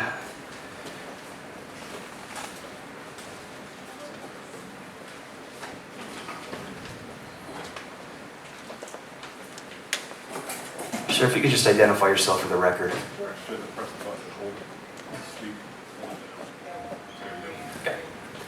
I'm Doug Harwick. I'm with Keystone Consulting Engineers. I'm representing a lot line change plan between the properties located at 1603 and 1611 Hafla Road. Both lots currently contain single-family homes. The intent is to adjust the lot line between the properties, transferring 0.72 acres of land from 1603 to 1611 Hafla Road. The proposed lot line geometry will generally conform with the existing driveway servicing 1603 Hafla Road. We are requesting waivers for the identification of existing features within 500 feet of the property, the identification of the approximate age of all existing buildings and trees, the requirement that lots shall be square or generally rectangular in shape, and the requirement that the depth of residential lots shall not normally be less than 1 times their width. We understand and we will comply with all comments contained within the most recent review comment letter dated June 15th, 2023, and today we are seeking conditional plan approval. If we are granted conditional approval, all lot pins and monuments will be set as proposed on the plan, and descriptions will be prepared and provided for review. All right, thank you. Any questions from council? Yeah, I have a question. Okay, so we're doing this, is there any reason, like, what the plans are for these lots? Now they're just going to remain single family. The applicant just wants to shift the property line to put a barn on the other property. Existing barn. Thank you. Any other questions from council? Brian, do you have anything to add? No, the plan council seen tonight represents one or two iterations of changes between Doug and myself over the last few months, so the plan was cleaned up, alternate sewage testing was done, and it is ready for approval. All right, I'll make a motion then to approve the application for the line lot adjustment between the existing lots at 1603 and 1611 Hafler Road, providing the 4 waivers requested, subject to the conditions in the Township Engineer's June 15, 2023. Oh, there it is. Thank you. To approve the draft motion that's contained in the council packet. I'll second it. Mr. Yerger, how do you vote? Yes. Mr. Bononis, how do you vote? Yes. Mr. Croce, how do you vote? Yes. Ms. DeLeon, how do you vote? Yes. Mr. Engels, how do you vote? Yes. Motion passes. Thank you. All right, next we have developer item Beethoven Walltime Club, 1991 Walltime Road, request for waiver of land development. Council will review the request from the Beethoven Walltime Club for a waiver of land development for the construction of a 9,960 square foot accessory structure. Council, just identify yourself for the record. My name is Steve Fishuzian. I'm the attorney for the applicant. Dominic Albanese, owner of the property. Go ahead, Mr. Gutsuzian. This is what we believe to be a straightforward waiver of the land development request. It's the use of an accessory, or it's the establishment of an accessory pool building for an existing use. It's already gone through planning commission. We voted 4-0 to allow it to move forward with the waiver. You have a plan in front of you that indicates where it would be. The use remains, and it's simply an accessory use for it. Anything else? No? No, thank you. All right, anything from council? Brian? No, we did review it through the grading plan process, so it did undergo an engineering review. Great, thank you. I'll make a motion then to approve the Beethoven Walltime Club's waiver request for the construction of a 9,960 square foot accessory structure. I'll second it. Mr. Bononis, how do you vote? Yes. Mr. Croce, how do you vote? Yes. Ms. DeLeon, how do you vote? Mr. Engels, how do you vote? Yes. Ms. Yerger, how do you vote? Yes. Motion passes. Okay, thank you. Thank you. Thank you.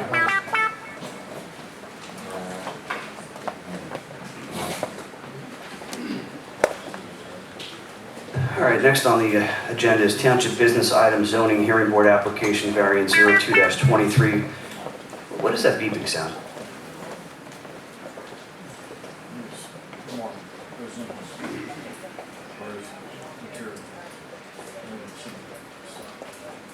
Mr. Ozimic, if your phone continues to beep, could you turn it off? That's what I'm doing. Probably the dog. All right, we'll proceed. Zoning Hearing Board Application Variance 02-23 for 4235 Lewis Avenue, installation of a cell tower. Council review, this is before council at our last meeting. We had asked for some additional information, and I'm sure you're here to provide more information. Yes, Kate Durso, Fitzpatrick, Lentz and Buba. We were asked last time to respond to 3 different things. The first was whether our list of property owners for notice was accurate. We worked with the zoning officer. He confirmed that the list was accurate. The only thing was that there was not a property address issued for the water tank property. So he had them issue an address for them, but the mailing address and everything else were all accurate. And obviously, he has since sent out the public notices. Is the water tank address the water authority? It is owned by the water authority, yes. He said that technically it didn't have a mailing address, so he got them to issue a mailing address for it. It's owned by the township. The water authority, I guess, leases it. Yeah. Okay. I thought that's the property we're talking about, yes. Yes, okay, thank you. Yes. The second question that was asked of us was whether we knew of the status of Randolph Avenue. We went back and got a copy of the property owner's plan that was approved in 2004 and was recorded in 2005. At that time, the township appears to have made a determination that since Randolph Avenue was an unopened road, that the property owners of both sides of the road obtained title to the respective one-half. Since Randolph had a 50-foot wide unopened right-of-way, the property owners acquired an additional 25 feet along their frontage. Our cell tower plan did not take credit for that half of the road, so that results in the tower setback to the northern property line being increased 25 feet. So we had originally asked for a setback to allow this tower to be 79 feet. It would then be 104 feet to that property line. We also were asked to look into the status of the stormwater and ENS controls of the property owner going back to when that plan was approved. We received copies of the stormwater and ENS controls, basically an ENS plan that the property owner had submitted at that time, which was reviewed and approved by the township. And back in, again, 2004, we're going almost on 20 years. The improvements as set forth on that plan, as far as we can tell, and has been approved by the township, were installed. When he got his approvals back in 2004, it was to allow for the consolidation of those tracts. There was a number of lots. He had to get zoning hearing board approval. He also had to get approval for his development. It's part of that approval was the access off of Lewis Avenue, and that is the existing access that exists there today, and is the access that the cell towers propose to use as well, since it is a legally authorized access driveway off of Lewis Avenue. As far as the improvements from a stormwater perspective for the wireless communication facility, we would be required to get site plan submission as part of the conditional use, and would be required to meet whatever requirements apply as it relates to that. We would envision that stormwater controls that would have to be installed as a result of the wireless communication facility would include some kind of type of infiltration swale, trench, rain garden, or something like that, obviously subject to the township engineer's review. Since we have not yet received the variances nor submitted for the conditional use request yet, we have not submitted the site plan as required by the ordinance. Just to note, somebody in the audience mentioned something about why the plan did not go for EAC review. That would not be something that would happen since we only submitted for zoning hearing board approval. Another comment that was made was that we had submitted maps that were illegible. That is not accurate, that we submitted signed and sealed survey plans to the township.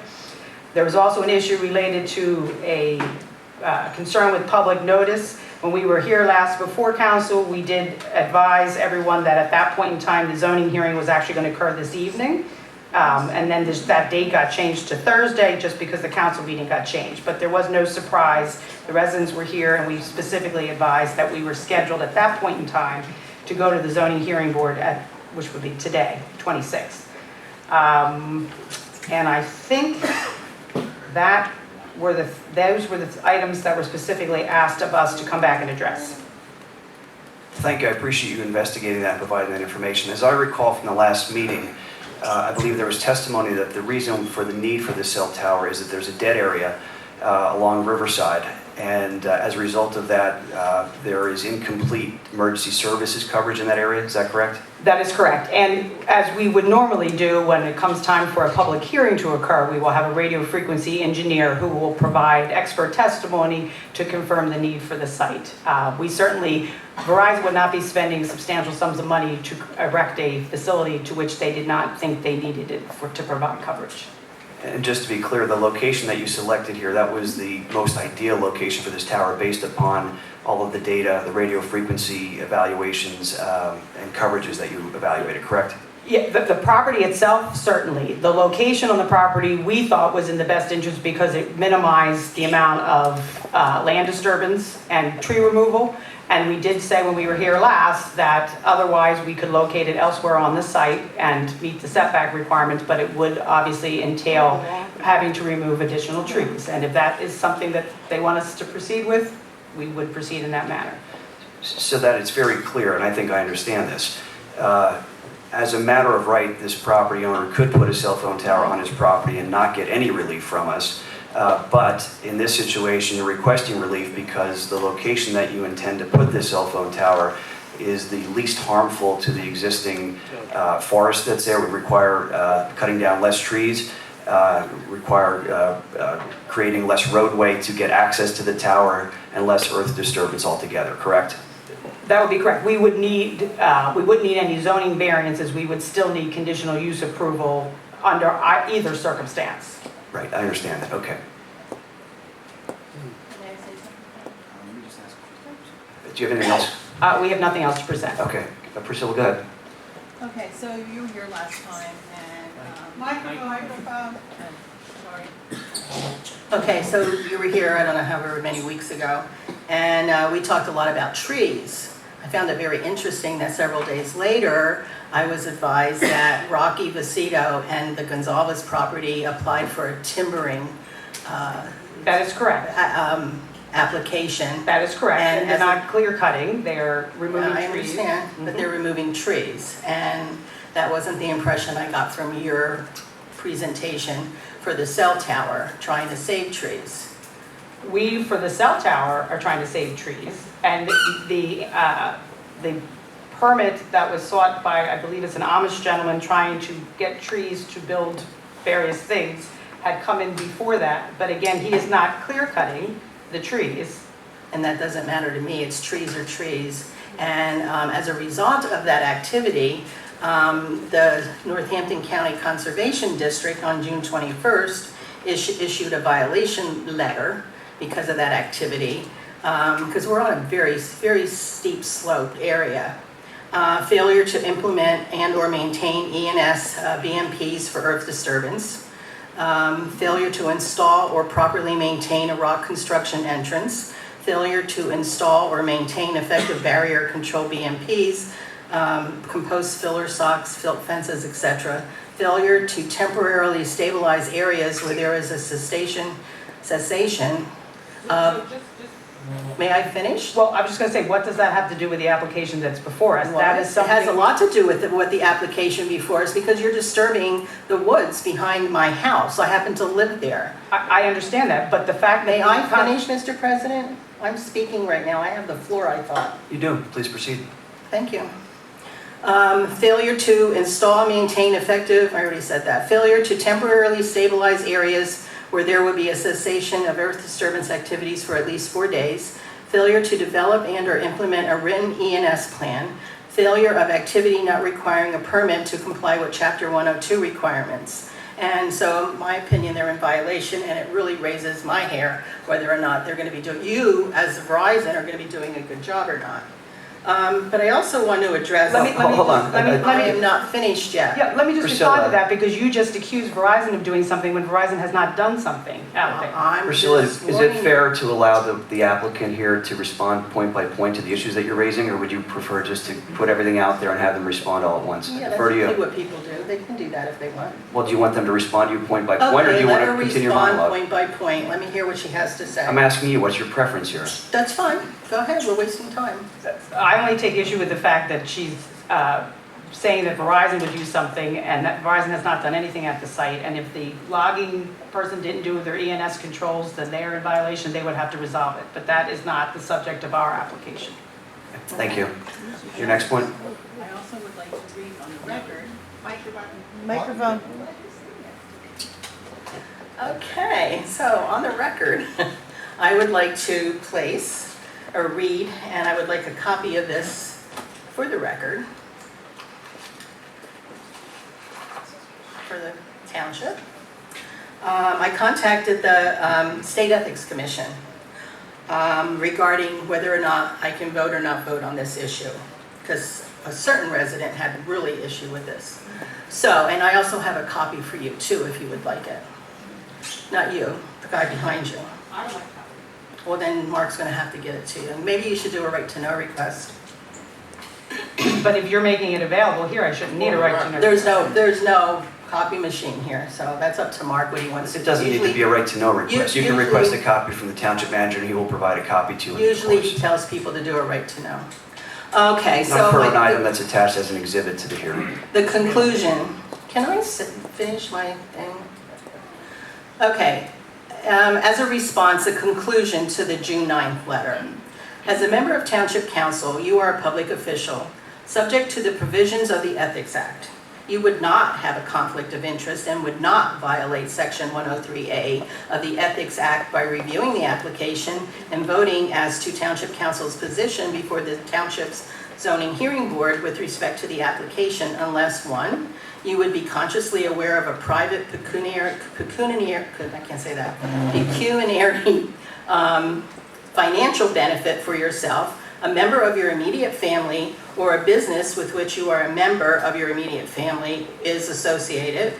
Number two, your actions would constitute one or more specific steps to attain that benefit. And three, neither of the statutory exclusions to the definition of conflict or conflict of interest as set forth by the Ethics Act 65 PACS 1102 would be applicable. In each instance of a conflict of interest, you would be required to abstain from participation, which would include voting unless one of the exceptions of Section 1103J of the Ethics Acts would be applicable. Additionally, the disclosure requirement of Section 1103J of the Ethics Acts would have to be satisfied in the event of a voting conflict. And it goes on. So I really don't have a conflict, so I will be voting on this matter. And like I said, sir, you may have a copy of this. Hey, you want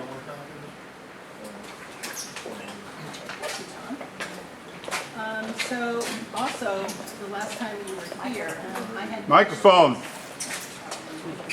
Last time when you were here, I was questioning, you said you didn't change your 47-page document. That's still the same as was at the last meeting.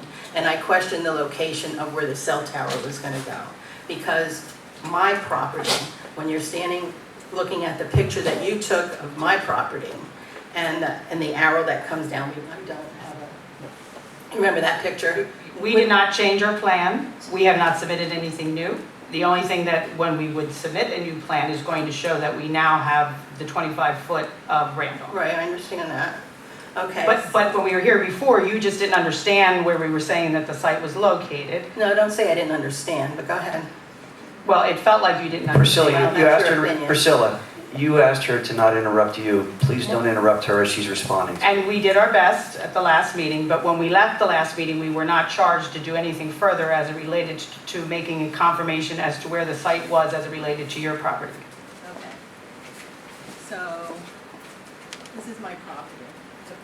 So can you show me on this picture where it is? I'm not going to show you on your property where it's located. Okay, then I'll wait for Thursday. At this time, I have nothing. What I said last meeting goes along with this meeting, so, thank you. Mr. Urso, do you have anything else in response? I have nothing else in response. Okay, thank you. Any other questions from council?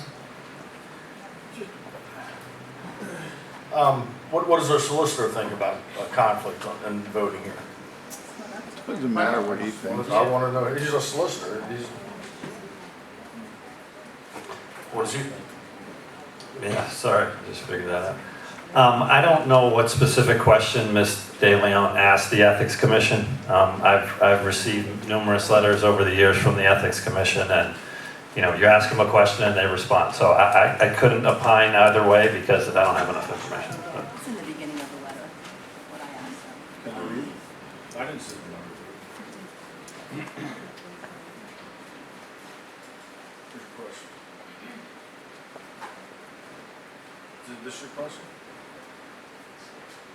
Well, but you have to read the whole thing. I mean, I was on the phone. Well, they're pursuant to the ethics. Oh, you didn't put it in writing. No. You just asked them on the phone. I did put it in writing and then talked to them on the phone. I didn't bring my questions. Press the microphone to talk. I spoke with them in length about my question. I also followed it up with a written request, but I didn't bring my written request because they pretty much said it word for word in that letter.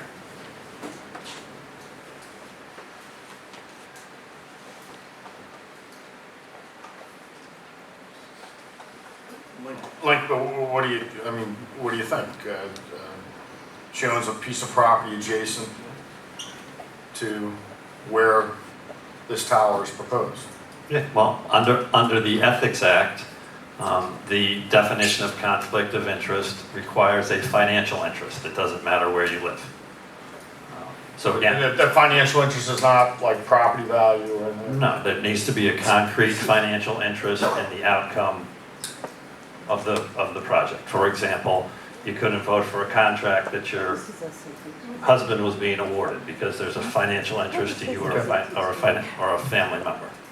And I specifically asked Kate at the last meeting if the neighbors had to sign anything to derive a financial interest, and she said no. I Link, specifically is asked that. potential diminution of property value as a result of a cell phone tower going up next door on a neighbor's property a pecuniary interest?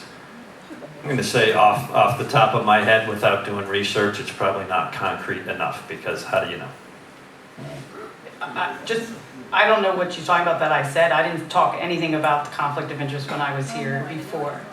Okay. I know you did not. No, I was asking you questions about the contract that Rocky had signed, and I wanted to know if you required any additional signatures from adjacent properties, and I believe you said no.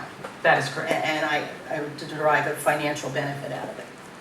Listen, the reason I was inquiring, listen, no matter which way a vote goes here or a vote goes in the zoning, there'll be rights of appeal by Verizon or the property owners. And I want our solicitor to weigh in and say, okay, Priscilla, he doesn't see a conflict and you can vote. I mean, why would we, because it'll be the township that has to defend that. I'm surprised you being an attorney that are not aware of the fact that there's certain things that are legislated by the state and by the township code and by all those other things. And this particular instance is the State Ethics Commission, which I have high regards for.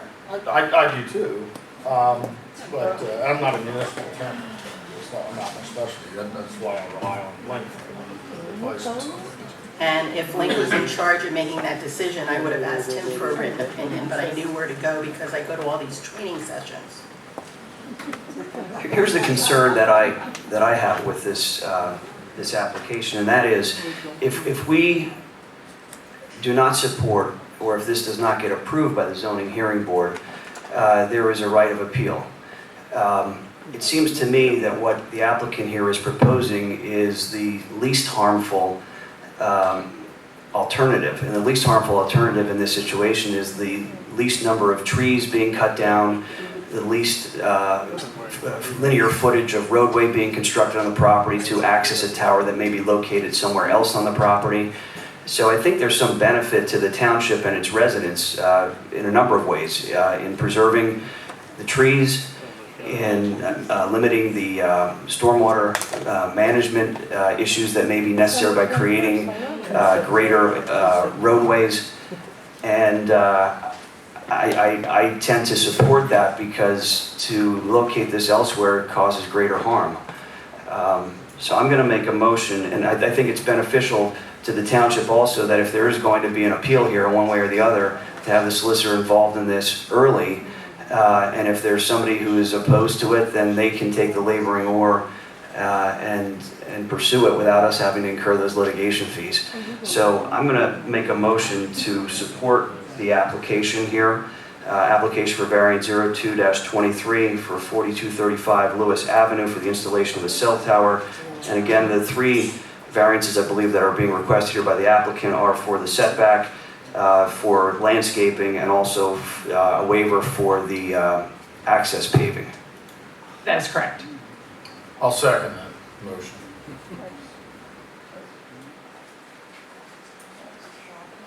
Mr. Croce, how do you vote? Yes. Ms. De Leon, how do you vote? No.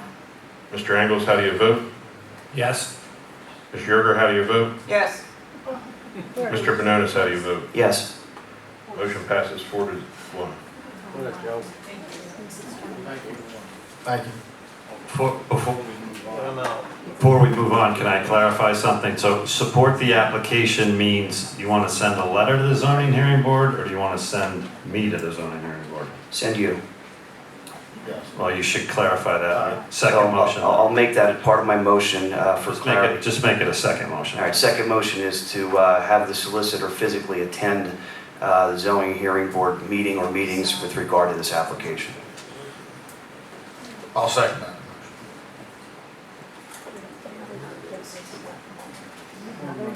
Ms. DeLeon, how do you vote? No. Mr. Angles, how do you vote? Yes. Ms. Yerger, how do you vote? Yes. Mr. Benonis, how do you vote? Yes. Mr. Croce, how do you vote? Yes. Motion passes 4-1. Thank you.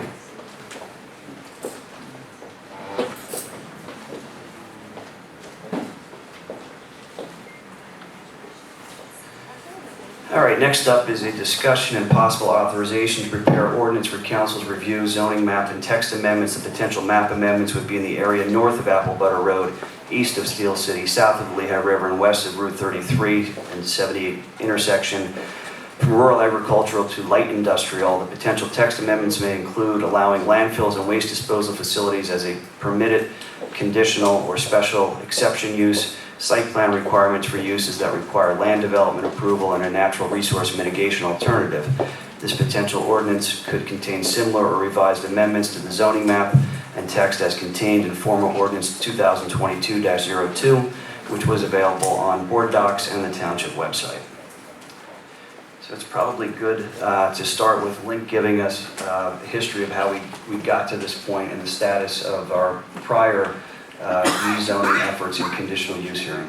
Sure, as we discussed at the last meeting, the ordinance 2022-02, which was adopted at the end of last year, beginning of this year, was overturned by the Northampton County Court of Common Pleas.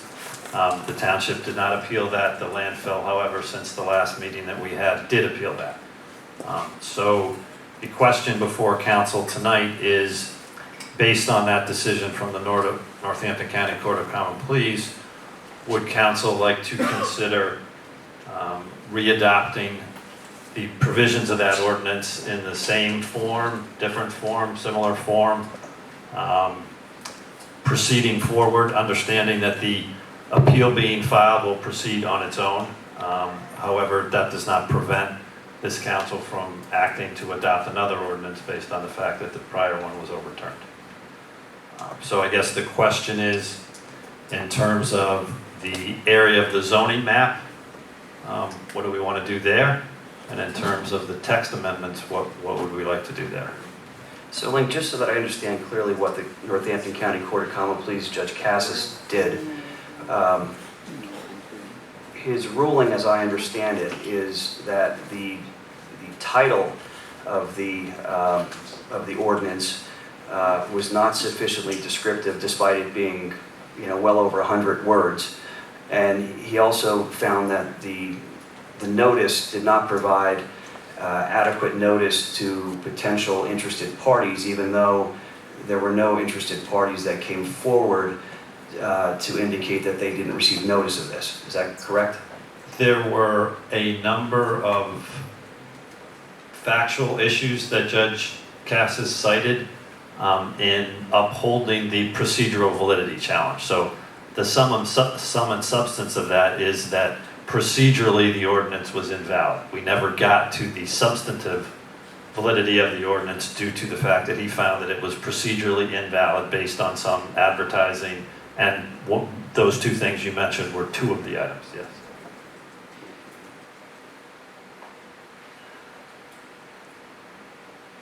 Mark, do we have a map? Is that our map? So as I understand it, what we did last time was we rezoned approximately 275.7 acres with a conditional use. Among those conditional uses are various light industrial zoning designations, including landfills, but not necessarily just landfill, correct?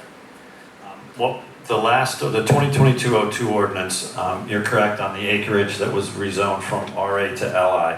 It also changed the specific landfill use from what is currently a special exception use, which goes in front of the zoning hearing board, to a conditional use, which comes before this council. That's what the prior ordinance did.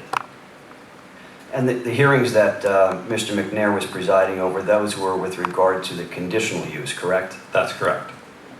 And those hearings were ongoing until the court entered its order, and those hearings have been suspended until further direction from the court, the Superior Court, or from us, correct? Also correct.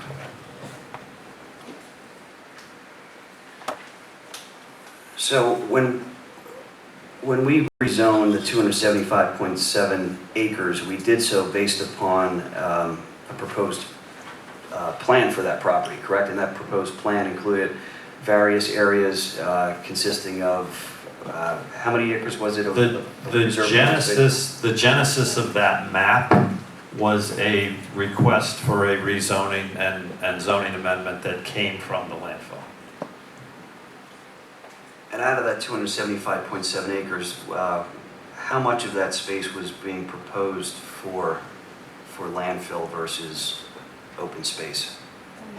I'm gonna say around 100 was for landfill use. Now, I'm not 100% sure if that was disposal area or if that included stormwater facilities and similar facilities as well. Yeah, I seem to think that the actual landfill portion of it was about 40 or 41% of the entire, It was entire not 275 acres. Entire 275, no. But we could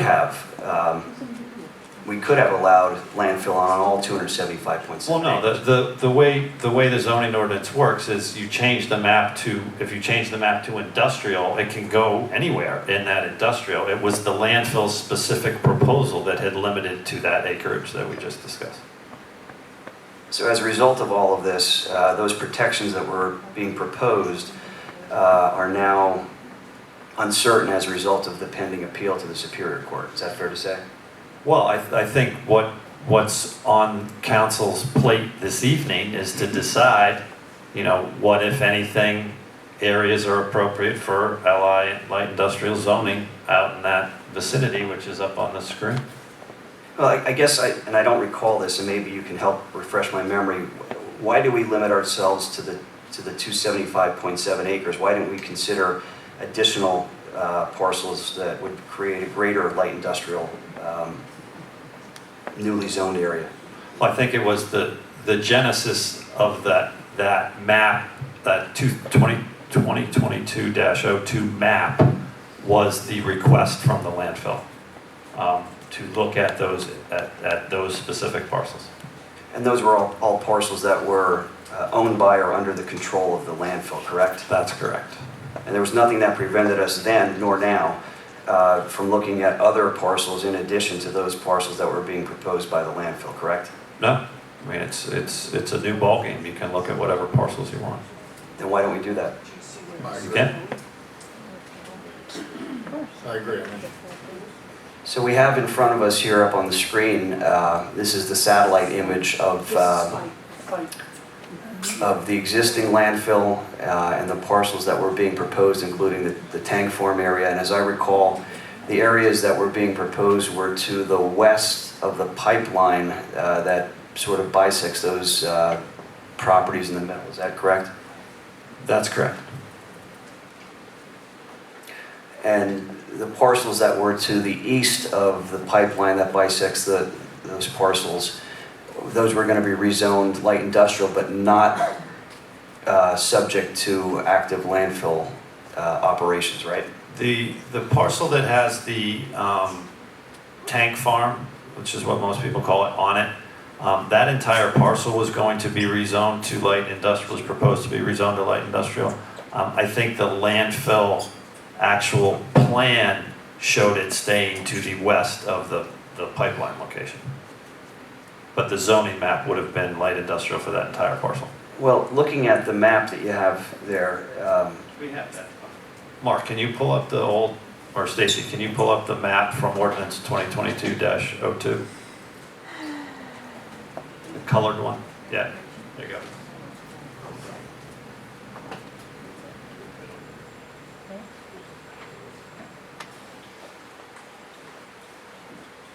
So those parcels that you see crosshatched in the darker color were the ones that were proposed to go from RA to LI, as that graphic says in the center of the screen.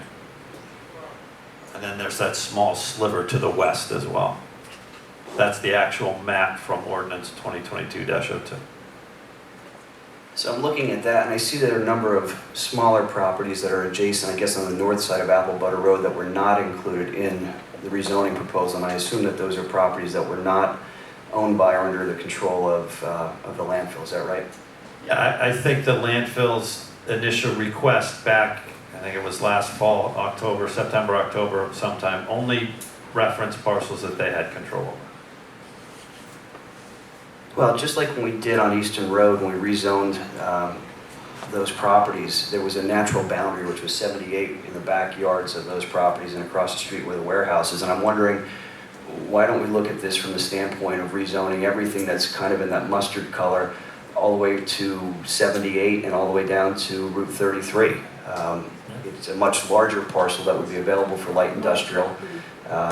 Individuals that live there can continue to live there and do whatever they want to do, but it also gives the opportunity for light industrial development greater than what was proposed here. And I think what was proposed initially, which was the 275.7, and only 40% of that was going to be landfill, could be used for other purposes, other light industrial approved purposes. Why not look at a bigger footprint than what was initially being done here, and doing it as a matter of right? I don't see the need for the conditional use.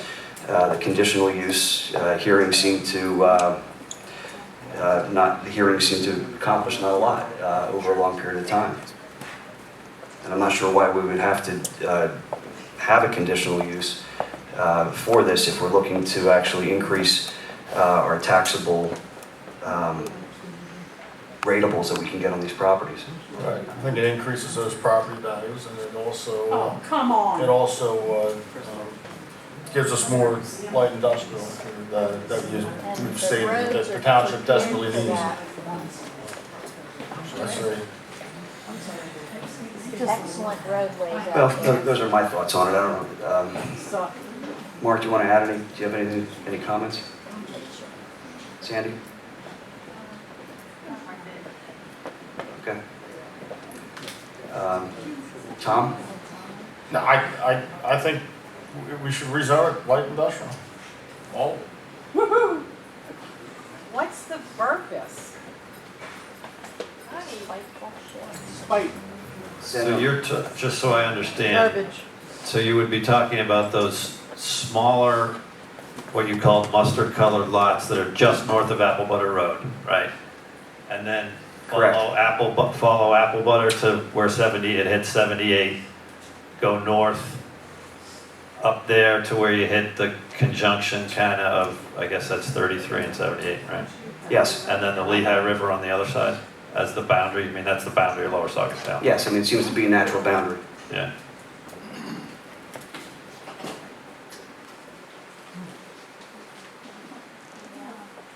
Shrimp too.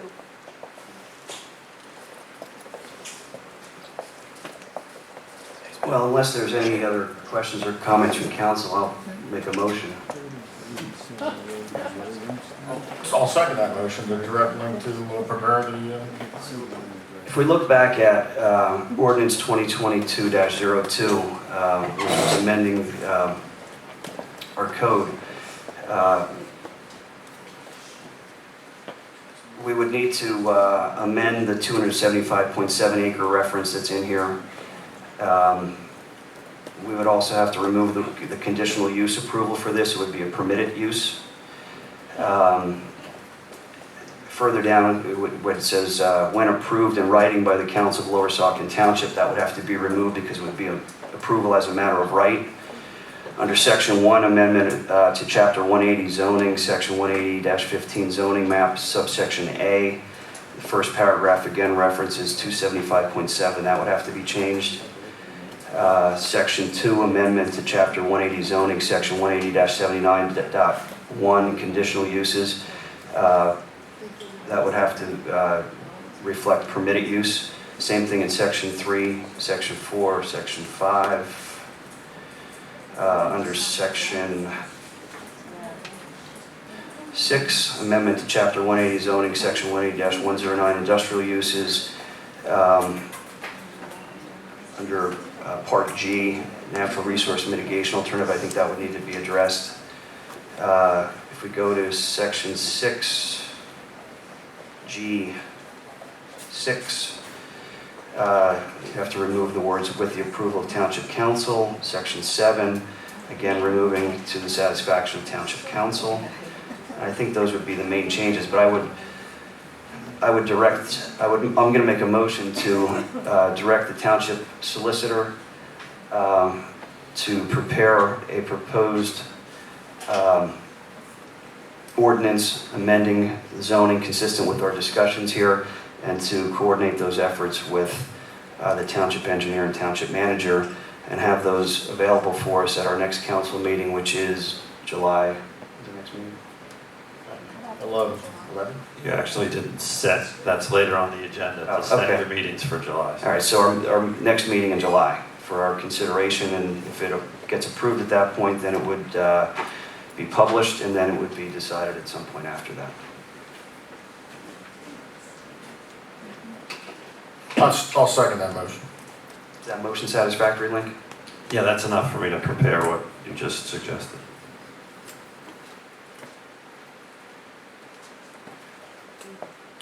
Mr. Ingalls, how do you vote? Yes. Ms. Sugar, how do you vote? No. Mr. Bononis, how do you vote? Yes. Mr. Carochi, how do you vote? Yes. Ms. DeLeon, how do you vote? No, this is a sacrilege or a mortal sin if you're Catholic. The motion passes 3-2. You suck.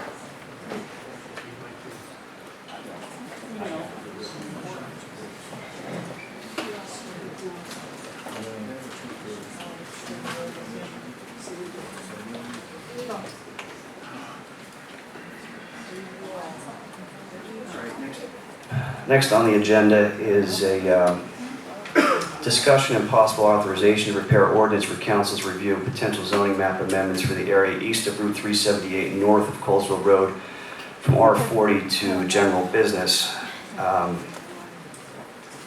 Link, do you want to speak to this? Because I know we already addressed some rezoning adjacent to what's being proposed here. We did. Stacy, can you put the map up, please?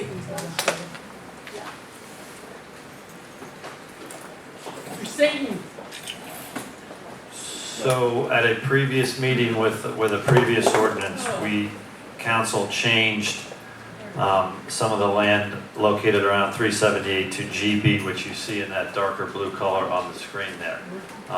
What we did not do was the area that you see crosshatched with the light blue with the red lines through it. And that was due to a couple errors that were made in the advertisement. So at that time, it was requested that we bring it back, and it's here for your consideration. Well, we've already addressed this previously. This was just I guess a Scrivener's error that didn't include it in the prior rezoning.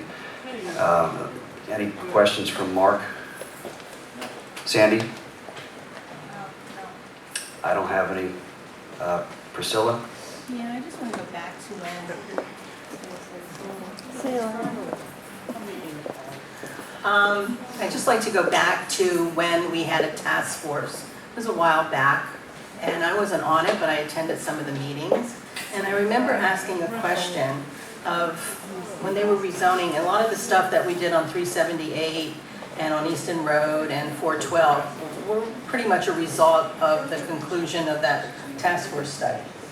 And I asked the question back at that time, did you ever think to have a meeting to invite the residents in that area? Because these meetings were public, yes, they were advertised, but the average person out there had no clue that their neighboring parcel was going to be rezoned.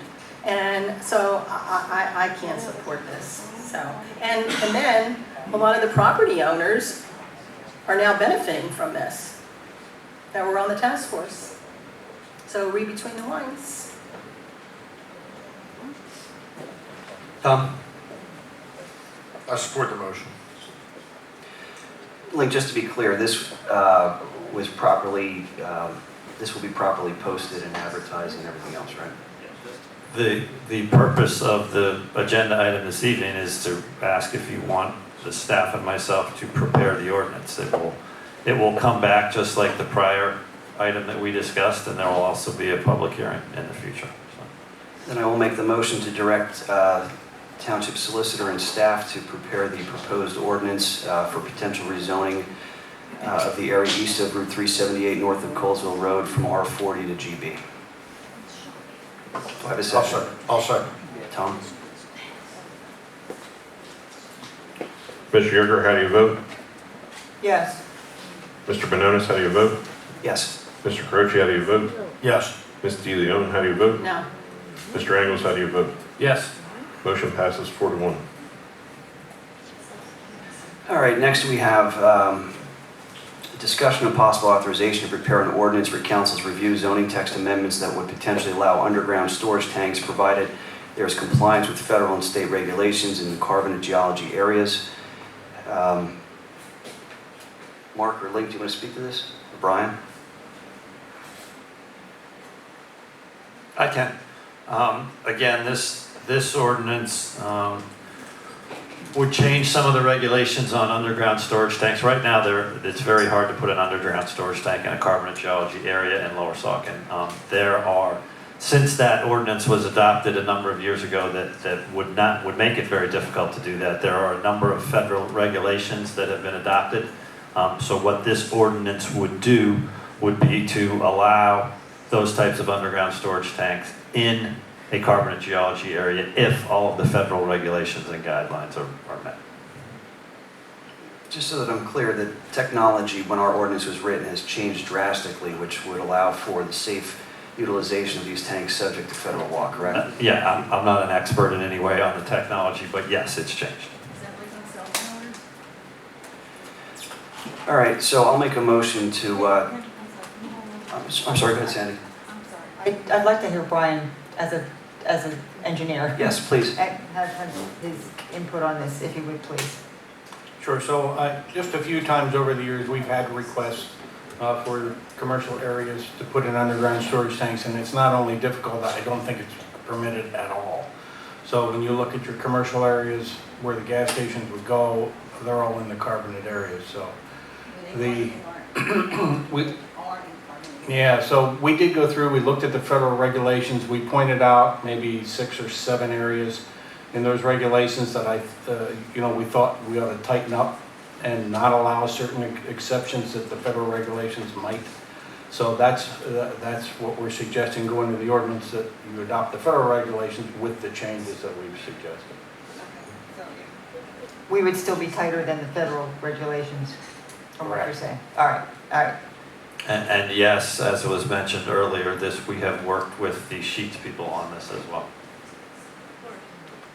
So the area that they want to put their Sheets gas station, that is carbonate then? Yes. The whole site? I don't know about the whole site. Yes, it is.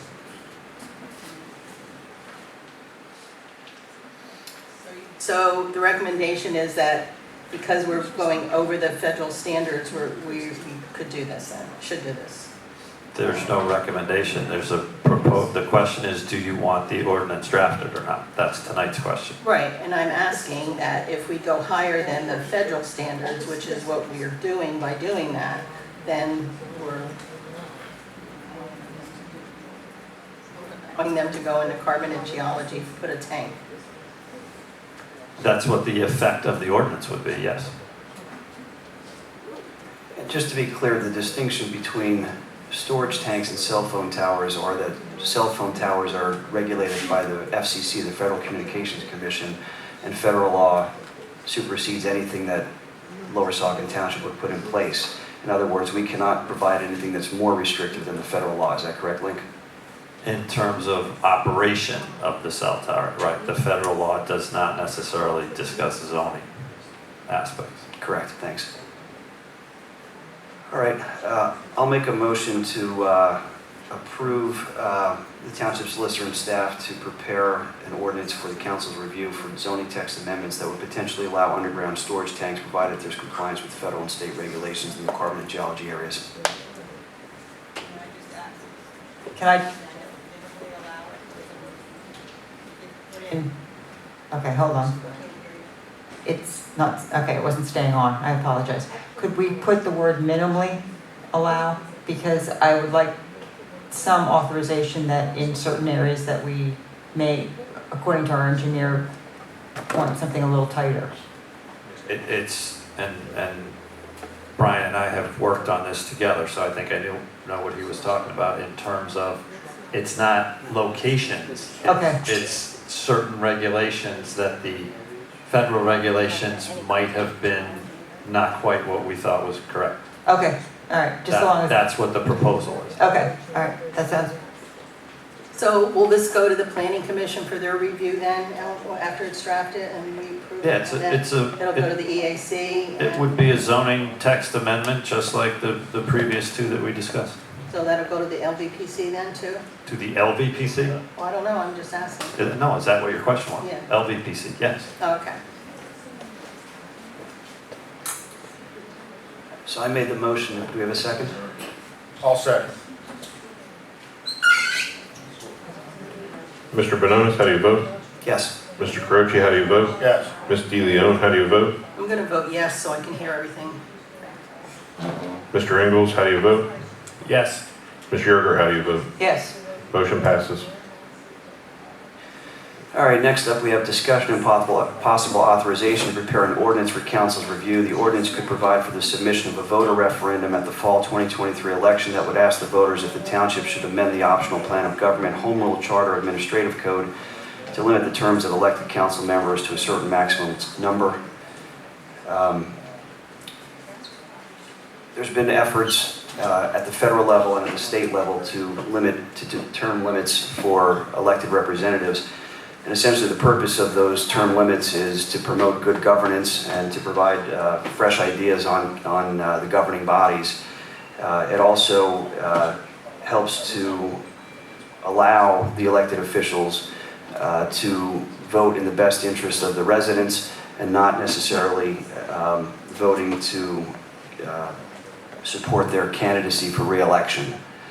And I think that's necessary for the township. I think it's good for the township going forward to have term limits so that we get fresh people on township council. And to be clear, if this was to be approved and to be enacted, like this would not go into effect until the next election term, which would be in 2025. So in other words, an individual elected in 2025 would be limited to 2 terms if this was to be approved. So in other words, if you were elected in 2025, you would be required to vacate in 2033 if you were serving concurrent or back-to-back 4-year terms, right? If the term limit proposed would be 2 terms, yeah, right. Yep. I think it's also been proposed at the county level, just recently, and it was voted on, it was passed, and it was vetoed by the county executive. I agree, it's a good idea. Let voters decide on term limits. My feeling is that we have a primary, and during the primary, the voters get to pick what candidate they want to be in the general election. So I'm kind of mixed on this. Some days I get up and I think, yeah, we should have it, and other days I think that's why we have a primary election. So I don't support this at this time. Mark or Sandy? I think it's a good idea. I think it's a good idea. I think it should be on the federal level as well. I've always believed that, and I believe it should be here as well. Yeah, I'm okay with it. All right, unless there's any other comments, I'll make a motion to direct the township solicitor and staff to prepare a proposed ordinance, to prepare a referendum. It's an ordinance, you need an ordinance to put the referendum on the ballot. An ordinance to put the referendum on the ballot, limiting the terms of elected council to 2 terms maximum, 2 4-year terms. I'll second.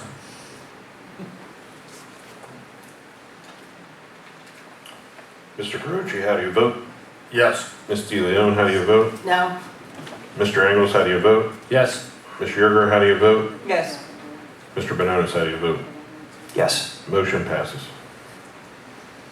All right, next up, we have the Heller Homestead Widows House Windows Bid Award. Mark? Yes, we put the Heller's Homestead Widow's House Windows Rehabilitation Project out to bid. The first time that we put it out to bid this year, we did not receive any bidders. That was technically the second time it was out to bid. It was put out to bid in 2021, I think it was. So we put it out a second time. We did get 2 bidders. The Artisanal Structures submitted a bid of $105,200, and the Heritage House Rights submitted a bid of $198,582.89. The township does have a grant to do work in the amount of $50,000. I am making a recommendation that we award the whole bid to Artisanal Structures in the amount of $105,200, as we've had such a difficult time finding someone to do this work. No, I think that's a great idea, Mark. And thank you for working on this. I appreciate it. Yep, thank you. Yeah, this has been a long time coming, and I know it's been a lot of effort on staff's part, so thanks, Mark. Yeah. And it would be good, I think, to address all these windows at once and move on. Unless there's other questions or comments from council, I'll make a motion to approve the bid received from Artisanal Structures to rehabilitate all 17 windows in the amount of $105,200, with $55,200 of additional funding to be taken from the Historical Capital Fund. I'll second that.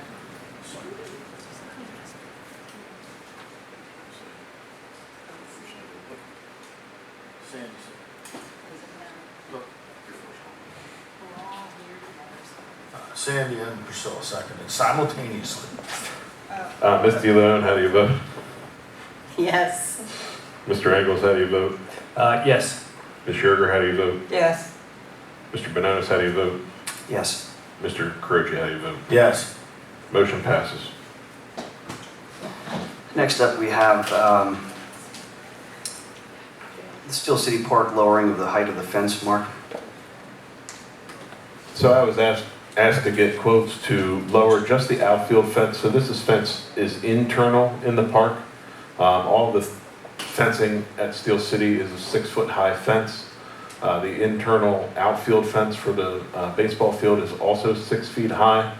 I was asked to get quotes to take that fence and lower it from a 6-foot fence to a 4-foot fence. That'll give you more of an option to visually, you'll be able to see over it then, rather than looking into the 6-foot fence.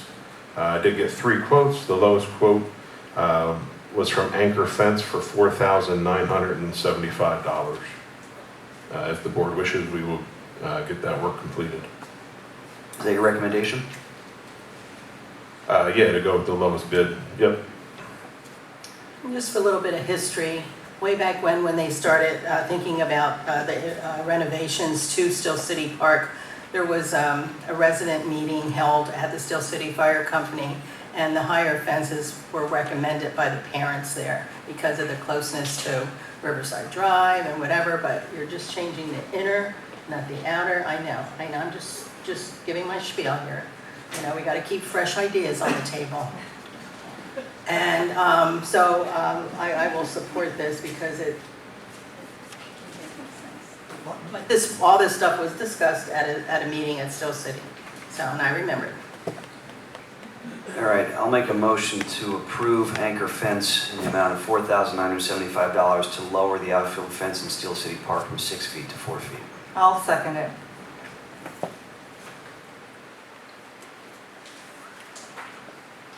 They're just not going to paint it like bright silver, right? It will be galvanized as it is now. You really needed sunglasses after it was installed. Mr. Engels, how do you vote? Yes. Ms. Yerger, how do you vote? Yes. Mr. Bononis, how do you vote? Yes. Mr. Carucci, how do you vote? Yes. Ms. DeLeon, how do you vote? Yes. Motion passes. All right, next up, we have the Steel City paving bid award. The township has received 3 bids for the Steel City paving project. The township staff is recommending that the bid be awarded to the lowest bidder, Broccolenti Construction, the amount of $826,627.50. This was an effort that we began, I think it was in September of last year, to look at hiring an outside paving contractor to do the entirety of Steel City, similar to what we had done in Saucon Terrace. That was a very successful project, and it was able to free up public works staff to address paving needs in other parts of the township. So this seems to be the culmination that we now have a bid from Broccolenti. Is that correct, Mark? Yeah, again, we got 3 bids. Broccolenti Construction was the lowest bid at $826,627.50. Actually, all these bids came in very, very close. So we got a good bid, good numbers. The high bid was $875,000. So the other bid came in right in the middle. So it was nice to see all the bids come in close together. Yeah. Mark, anticipating that we approve this today, did they say how quickly they can get started? Brian, I did talk to Broccolenti and asked them that question so we could plan resources, and they indicated early September. Great. And they did finish this year, before the weather turns. Yeah, the contract requires them to finish this fall. And just to be clear, the paving isn't going to include Riverside Drive because that's a state road, right? That's correct. Right. So if there's any issues with Riverside Drive, that's got to go to Bob Freeman, I guess. I know we did, Saucon Terrace was done by Gaver Industries. And they did a good job, but I talked to Brian during our break here, and you said you'd worked with Broccolenti before, and yes, and you thought they did a good job. They did do a good job. Yeah, they have the manpower and equipment. Okay, all right. Because I mean, the residents of Saucon Terrace seem very happy with what Gaver Industries did, but it's $50,000 more. So I think we should go with the lower bid as long as we feel confident that we can get the same quality of service from Broccolenti. So I'll make a motion. Brian, do we know the last time Steel City was paved? Well, in looking at it, it's been paved over many years. Here and there, as the roads have needed, Public Works has addressed it. But basically patches, correct? Yeah, I mean, you can look at it that way. Right. Okay. Will and chip stuff, like, Yeah. That's not really. Did you make the motion, Tom? Yeah, I made the motion. I'll second the motion.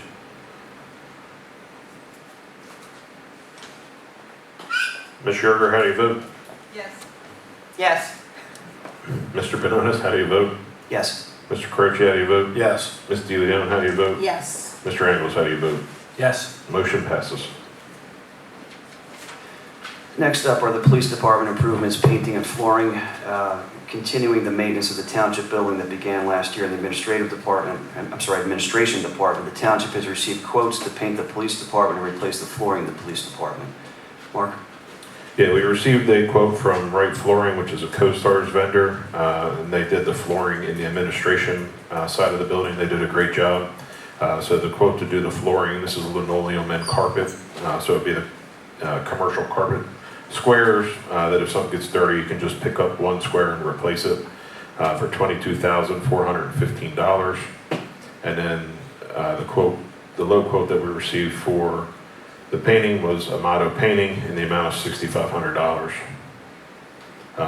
So this would be a continuation of the project that we started last year, and then in 2024, we plan to also continue the project in council chambers, town hall lobby, the lobby bathrooms, and the small conference room.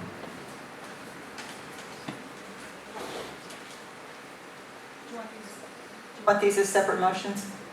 Would that be better? Okay. So I'll make a motion for the police department in the amount of $22,414 for a new floor in the police department. I'll second. Mr. Benonis, how do you vote? I'm sorry, is it, okay, 415, I'm sorry. I'll still second. Okay. Mr. Benonis, how do you vote? Yes. Mr. Croce, how do you vote? Yes. Ms. DeLeon, how do you vote? Yes. Mr. Engels, how do you vote? Yes. Ms. Yerger, how do you vote? Yes. Do you want to do the second one, Sandy? Sure. I will make the motion to award the bid to Amato Painting in the amount of $6,500 for perform minor repairs and painting for the police department. Second. Mr. Croce, how do you vote? Yes. Ms. DeLeon, how do you vote? Yes. Mr. Engels, how do you vote? Yes. Ms. Yerger, how do you vote? Yes. Mr. Benonis, how do you vote? Yes. Both motions passed. All right, next is discussion and possible action on summer scheduled council meetings. We generally reserve the option to have a council meeting in July as to whether or not there's going to be business. I anticipate that this summer there will be business. So I'm going to propose that we set a number of dates and advertise those for council meetings. I'm going to propose that we have a council meeting on July 11 at some time during the daytime. Afternoon is fine. On July 26 at 6:30 p.m., on August 16 at 6:30 p.m., and on August 30th at 9 o'clock a.m. Can you say those dates again, please, Angela? Can you say those dates again and the times? If you ask nicely, I will. I thought that was nicely. I could be, you wanted me, No. you want to see my mean sign? I've already seen it, thanks. No, you haven't. July 11 in the daytime, again, I said sometime in the afternoon. July 26, 6:30 p.m., August 16 at 6:30 p.m., and August 30 at 9 o'clock a.m. All right, the time is July 11th. It would be a day meeting. And the other ones are 6:30. Except for July 11th, which will be in the afternoon. Can I ask why a day meeting? Why not? We've had them before. Because I know it did. We also had meetings, and 9 a.m., like what, I know you guys have a plan, so what's your plan? Just tell us right now. We're gonna find Plans out for about a it. daytime meeting. So residents can't. A daytime meeting. All right, do we have a second? Are there any other questions or comments about that? I'll second. All right, thanks, Tom. Mark? U.S. Supreme Court meets at the daytime, so does Congress. I guess we can too. Ms. DeLeon, how do you vote? No. Mr. Engels, how do you vote? Yes. Ms. Yerger, how do you vote? Yes. Mr. Benonis, how do you vote? Yes. Mr. Croce, how do you vote? Yes, more. Motion passes 4-1. All right, next we have discussion and possible action on summer schedule, Next up is special event application, Passport to History, Lutz Franklin. The Lower Saucon Township Historical Society is going to do a special event out at the Lutz Franklin House called the Passport to History on July 29th. All of the departments have looked at it and okayed it. I think they've done this event several times, so this is just a regular event for them. It just comes in as a special permit. I don't have any questions. Any questions from council? All right, I'll make a motion to approve the special event application. Second. Just if anyone, before I call the motion, if anyone is interested, they're going to do this event on Saturday, July 29th, out at the Lutz Franklin Schoolhouse from 11 a.m. till 2:30. I do not have a definition of what the event is. It's just called the Passport to History. Sandy, doesn't the rest of the county do something like this on the same day? And that's why they call it the Passport? I don't know if they're doing it this year. They've done it in the past. I didn't look at it this year. Mr. Engels, how do you vote? Yes. Ms. Yerger, how do you vote? Yes. Mr. Benonis, how do you vote? Yes. Mr. Croce, how do you vote? Yes. Ms. DeLeon, how do you vote? Yes. Motion passes.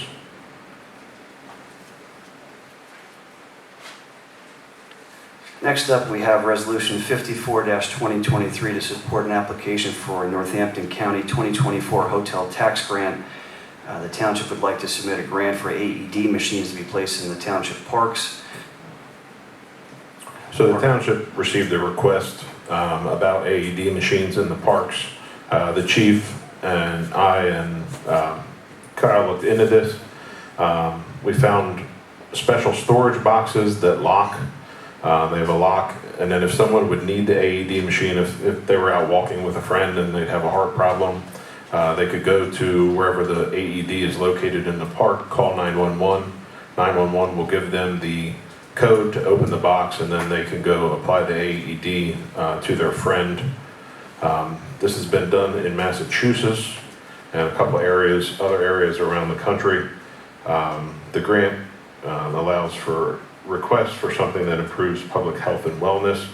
So the township staff thought it was a good idea and wanted to bring it to the board to see if you would support us putting in a grant request to the Norco Hotel tax grant. The total cost would be about $18,000.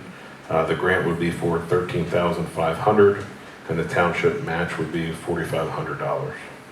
I think this is a great idea, life-saving. I'll make a motion to support the application, Resolution 54, 2023, to support an application for Northampton County 2024 hotel tax grant for the AED machines. Second. Ms. Yerger, how do you vote? Yes. Mr. Benonis, how do you vote? Yes. Mr. Croce, how do you vote? Yes. Ms. DeLeon, how do you vote? Yes. Mr. Engels, how do you vote? Yes. Motion passes. Next up, we have approval of the May 17, 2023 council minutes. Unless there are any questions or comments, I'll make a motion to approve the May 17, 2023 council minutes. Second.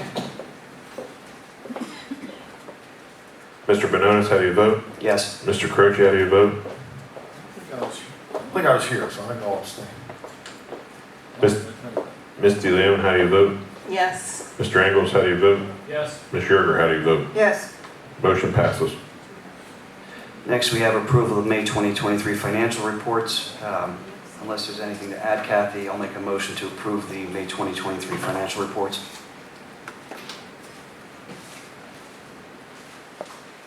I'll second.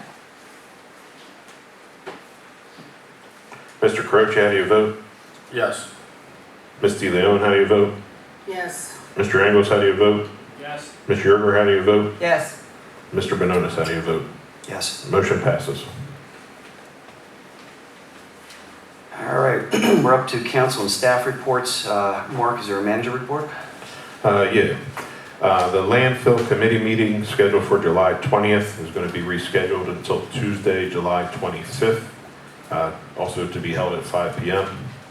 Lower Saucon Township is hosting an electronic recycling event on Saturday, October 14th at 9 a.m. at the Lower Saucon Township Public Works Building. Just a quick update, the active transportation plan that the township completed.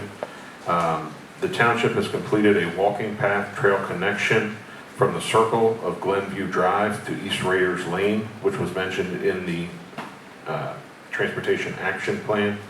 And then the township has also purchased a bike share stencil and plans to add bike sharers and signage along Skibo and Meadows Road as laid out in the active transportation plan. And then just if anyone is interested, the township will host our first movie in the park for this summer, this Friday on June 30th at Polk Valley Park. We will be showing the movie The Goonies, and the movie will begin at 7 p.m. in the upper lot near the pavilion. Just to have on your calendars, on July 28th, we will be showing Cars in Steel City Park. And on August 18th, we will be showing Toy Story here up at Town Hall Park. That is all I have. All right, council reports. Mark. Actually, I want to ask Mark a quick question. How's the compost center working, or drop off? So far, the compost center has been working very well. I talked to the gentlemen that are working out there. The residents have figured out how it's working. They come in very pleasant with the guys. They drop their stuff off, and then we send the material down to Victory Gardens to be composted. So running pretty smoothly? No real changes needed, or? No, not at this time. Everything so far has been going very good. And the employees have been happy with it, and the residents, like I said, have figured out the new system, and Everybody seems to be getting rid of their yard waste. Thank you, Mark, for all your Good. efforts with that. And an update on our pickleball courts. For the audience, we've been researching putting some in down at Hope Valley Park, and I think Mark's moving along with that tentatively. Yeah, I'm working on getting quotes, we'll do the paving in-house. Then we needed to get quotes for the installation of the pickleball nets and then the painting of the courts. So we just received a couple of quotes for that. Just have to work with Roger on some of the land moving stuff, but should have something at probably one of the July meetings. Okay, thanks, Mark. Sandy? I have nothing right now. Okay. Just briefly, I attended the township pension meeting on June 14, 2023, and Kathy, feel free to weigh in if I miss anything or misrepresent anything. So this was a meeting with Morgan Stanley and our actuary. There's been no major developments or changes in the trust or the plan. Morgan Stanley provided an overview of the economy and where the market is and where it's headed. There are positive returns in our fixed income investments. The S&P has been up 9%, which is great for this year. It's been best in the growth. But the problem is that this is not a wide breadth of stocks that are doing very well. Very few companies are doing well. Apple, Tesla, and technology companies like that. In June, it looked like the improvement in the market may be coming a little bit more broad. Interest rates have gone down slightly.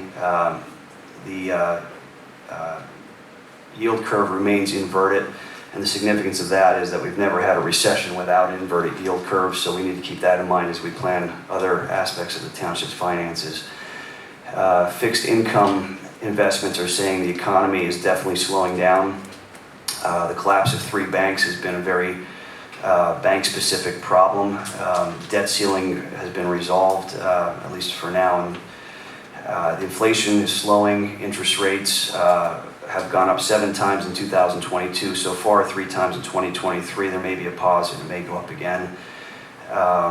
Wage inflation is remaining very difficult to get control. Stock prices are very highly valued. They're expensive from historical norms. Fixed income investments are saying that we're headed toward a recession. Equity investments are saying we may have a soft landing. There's going to be further volatility. Chuck Freelander, who is our actuary, has analyzed our handling of the pensions. He looks at this every 2 years. He's looking at funding level needs. The next MMO will be done in the fall of 2024. We are funding people's benefits while they're working. We're not passing on those debts to the next generation to pay those bills, which is great news. Amortization for the police pension is going down. It's still 3 to 4 times the non-uniform employee pensions. We're still getting contributions from the members as well as state aid, and as a result of that, it's going to result in a decrease in the township obligations, which is good news. We are actually funded and our pension is funded at over 100%. We're at 106.6%. Our assets exceed our actuarial obligations, so we are very well funded, even in a volatile market. The 5-year yields have been in the 5.5 to 7% range. So for those who may be critical of our handling of township finances, we seem to be doing pretty well. That's all I have.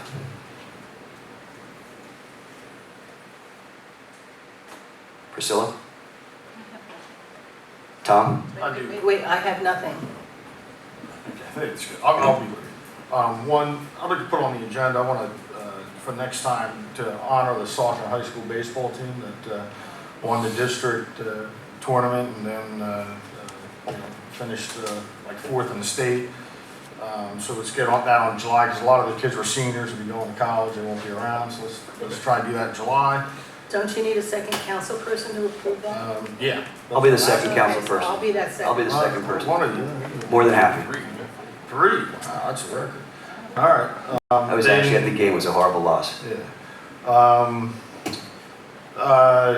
Kathy, I wanted to know pool memberships. What do we stand, who's joining what pool, why, how are we doing that? People are swimming. So far, we've reimbursed 71 residents in the amount of $4,325. Of that,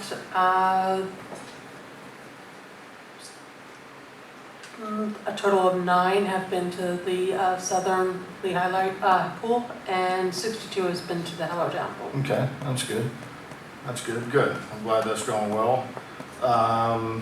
Then Kathy McGovern wanted me to point out that she did not say that there were environmental crimes at the landfill, but she did say that the Lehigh Valley air quality is among the worst in Pennsylvania, and the Lehigh River is named one of the most endangered rivers.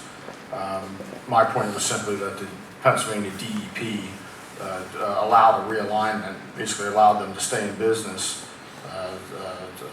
for a couple more years. You know, so they would have known all this as well, and still granted that. So that's all I have.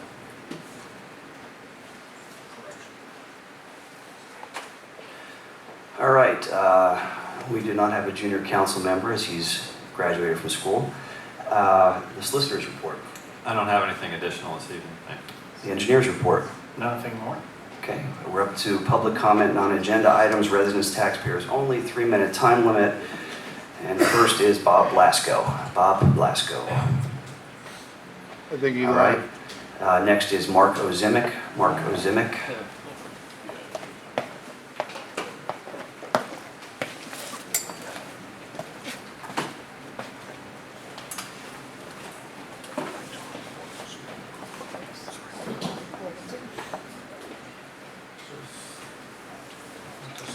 What to say? Gotta have something to say. Well,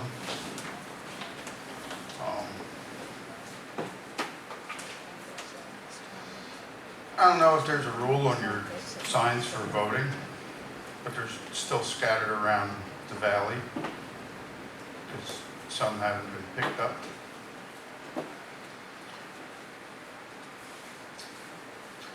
And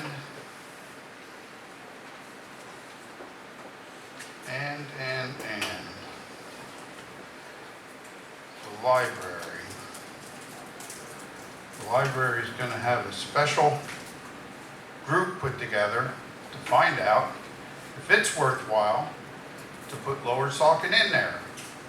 See what the benefits are, see what the downfalls are. Which we'll have to wait and see what becomes of that. More people wasted money and time since they already gave their opinion about not wanting it. And as far as the dump goes, and Attorney Treadwell's cost to Lower Saucon Township, I didn't get to talk to a lawyer yet, but I was going to look into having a petition started so that since you sat in court on the landfill side and fought for the landfill, instead of the taxpayers paying your cost, the landfill should pay your cost. That's what I think. Because since you ain't sticking up for the township residents, why should we foot the tax bill for you?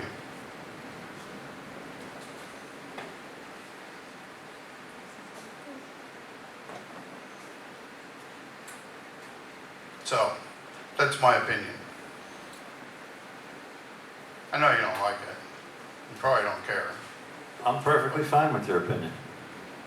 That's good. I have to figure out how to do it. Not that there's some legal ramification that I did something wrong, in the wrong way. Like all the stuff that Judge Kasich said you did wrong in the first dumb fiasco. Anyway, I'm done. Everybody else can finish and I can go home. I have to be at work at 5 o'clock in the morning. I forgot that Kathy did give me the updated library numbers. There are 205 families that applied for reimbursement for $8,200. 74 individual reimbursements received for $1,480. So there's 279 cards, 205 family, 74 individuals for total reimbursements of $9,680. That's to date. So that's about the people that are using the library. This is Hellertown Library, that's correct. And historically, I think we were paying about $107,000 or $109,000 a year. Yes. All right. Next is Bilal Khan. Bilal Khan. Yeah, Bilal Khan, 2153 Saucon. I just wanted to ask you again to consider the order in which the meetings are arranged. As it is right now, there's public comment, and then after that, there's the developers who make a statement, and then really we're not allowed to make any further statements about agenda items, which means that if there are any gaps, we're basically counting on you to listen to what the public comment was and make note and then represent those questions to the developers. But I haven't heard any of you actually bring up, for example, a very simple concern that I had was that of the 3 maps that are currently associated with the cell tower, none of them have a marking on it that say, this is the location of the cell tower. There's no marking like that. Sir, the cell phone tower issue was an agenda item, and I believe you already spoke to it. I understand. I will stop speaking about that. But I was requesting, I was making that statement as part of my request that the order in which the meetings are conducted, you should consider revising that. That's what I'm speaking to. I'm saying that developers should have to speak first, and then the public comment should be on the basis of what the developers have said, since you're not conveying our concerns. Now, a couple of things that have been attributed to me, I'd like to just clarify. Somebody made a statement about Lehigh University. I mean, I just would like to make the statement that if I lived in Lower Saucon and worked for ExxonMobil, let's say, and I was protesting some landfill, you wouldn't say, well, you work for ExxonMobil, did you think about the Exxon Valdez? Like, that would not be considered like a logical kind of argument, right? So the reason why I brought up Lehigh University was because as a faculty member, I have affiliations with the environmental department there, and as a township, you might consider making the use of those kinds of local resources to ensure oversight, right? That is part of your responsibility, not just to pass the buck on to DEP and say our hands are completely clean. So those are a few things that I wanted to bring up. And then there was an issue about the term limits. The reason to be against term limits is because... Sir, again, that issue has already been addressed as an agenda item. This is non-agenda items. We're not going to relitigate. So this is non-agenda. This is not items that we've already discussed. Okay. You have an item that's separate from what we discussed. Let me just say this. That institutional memory is an important thing. You should be guarding that. And part of that requires knowing what happened historically, knowing that 35 years ago, or 30 years ago, people who moved here were told that the dump will be here for 3 to 5 years. That kind of knowledge requires an institutional memory, and that's lost. They were told that by Priscilla De Leon, who voted for every landfill expansion in those previous 35 years. I'm sorry, is this a dialogue? Is this a dialogue? Sir, keep going. Yeah, so I was simply saying that, institutional memory, and there is some advantage to having a notion of history, like how did we end up in this position? And that's something that would be lost if you were to just institute term limits. All right, sir, I've given you an extra 30 seconds. You'll need to wrap up your comments, please. That's it. Thank you. Thank you. Next is Kathy Pitchell-McGovern. Kathy Pitchell-McGovern. Next is Laura Ray.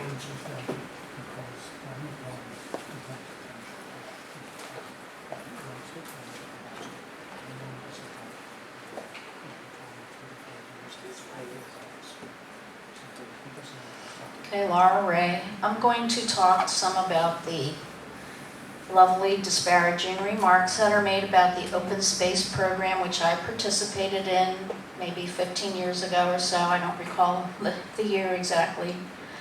But it seems pretty appalling that the person who appointed himself as the chair of EAC, and one of the big things we do is have an open space program and promote for residents to participate in that, to continually badmouth me because I did participate in it.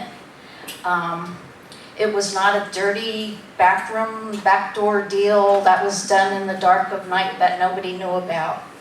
My property falls on the county line with Bucks County.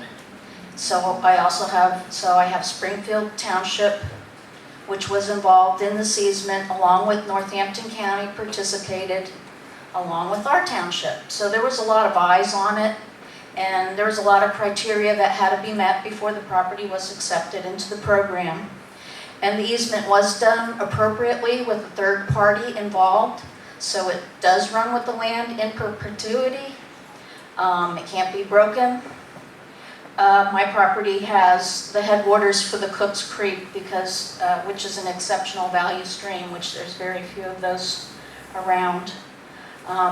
I'm not the total owner of the property. I co-own it with somebody, so I didn't have full control over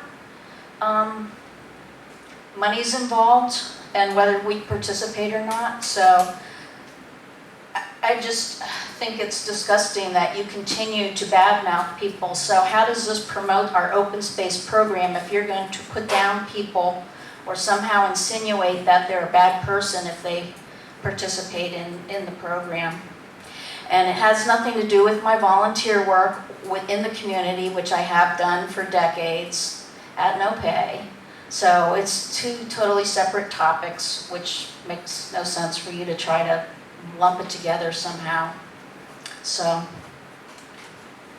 How much money did you put, taxpayer money did you put in your pocket? That's unfair. That's all. And every open That is space really low. participant, yes. Everybody that participates does the same thing. So why aren't you picking on the 20 people that we gave open space money to? Why is she different? I've never received open space money. What's that? I've never received open space money. All right, next is Ginger Petrie. Ginger Petrie. And next is Dave Belen. I'm the last one or not? Appears that way. Is that one going fast? No. Dave Belen, no, I'm not running for office as these other people, and no, I don't have any land deals. What I wanted to do, Priscilla, if you'll listen, was to, in person, say that, yes, I did go to the recycling center, and I was absolutely flabbergasted not to see 7 or 8 people there with trucks and front-end loaders worth hundreds of thousands of dollars, along with several other people. We just put our trash in the compactors and away we went. So I have to think there was one person there, I don't know, $30 an hour, he's there for how many hours during the day? Versus just the interest on all of that other equipment. So I don't know what happened or how it happened that we ended up with that. But nonetheless, I'm very pleased with it. It meets all of my needs without having to wait in line and show cards and do all of the mishmash. So kudos. If you can do more things like that, or we will continue to have more money for things that are really important. I did hear about the pool a little bit. There's another one. And I did find an article about the Hellertown Library. And we're never going there. Bethlehem Library over my dead body. And that was, I think, about a decade ago. And it went on to extol how a council person just would not give that up, no matter what, because Hellertown was not worth it. Well, I think that there are other ways to look at it, and I think that this council is doing the right thing. Very pleased with that. I don't know about the floods, but that's okay. I'm very pleased. It's great to see the positive reaction. It's really nice to be able to speak at these meetings, because I can remember a year ago, I wasn't able to stand up and say anything because of all the yelling and screaming and hooting and people popping up like little whack-a-moles. You don't remember that, Priscilla, I can tell. You want me to get out the pictures we took? No, you don't. Okay, anyhow, so I am very happy with what's happened. Priscilla, he has the floor, That's okay. so please don't interrupt him. That was a whack-a-mole. I don't care if you're Okay. friends, he has the floor. Well, you got that title. Mr. Belan, please proceed. Anyhow, that's fine, that's all. There are many good things, and anybody in this town that says there's nobody that wants that landfill, come on over to Alice Drive. I'll take you around and show a lot of people to you who say, yeah, nobody wants it in their backyard, whatever, it's a prison or a landfill or whatever not, but there we go. So do they show up here? What are they gonna do? Complain that it's not gonna be expanded? No, they think it's the right thing. And we'll see what the election brings us. 9 seconds, okay. As far as the monitoring of the site, yep, I think that's a good idea. Lehigh ought to get involved through the professor here. I think that's called grabbing the bull by the horns. Thank you. Thank you. That's a great idea. All right, I think that concludes the public comment non-agenda items. I think that concludes our meeting. So I will make a motion to adjourn. Ms. DeLeon? Ms. DeLeon, how do you vote? Yes. To adjourn. Mr. Engels, how do you vote? Yes. Ms. Sugar? Yes. Mr. Benonis? Yes. Mr. Croce? Yes. Motion passes, meeting's adjourned. All right, be safe, everyone.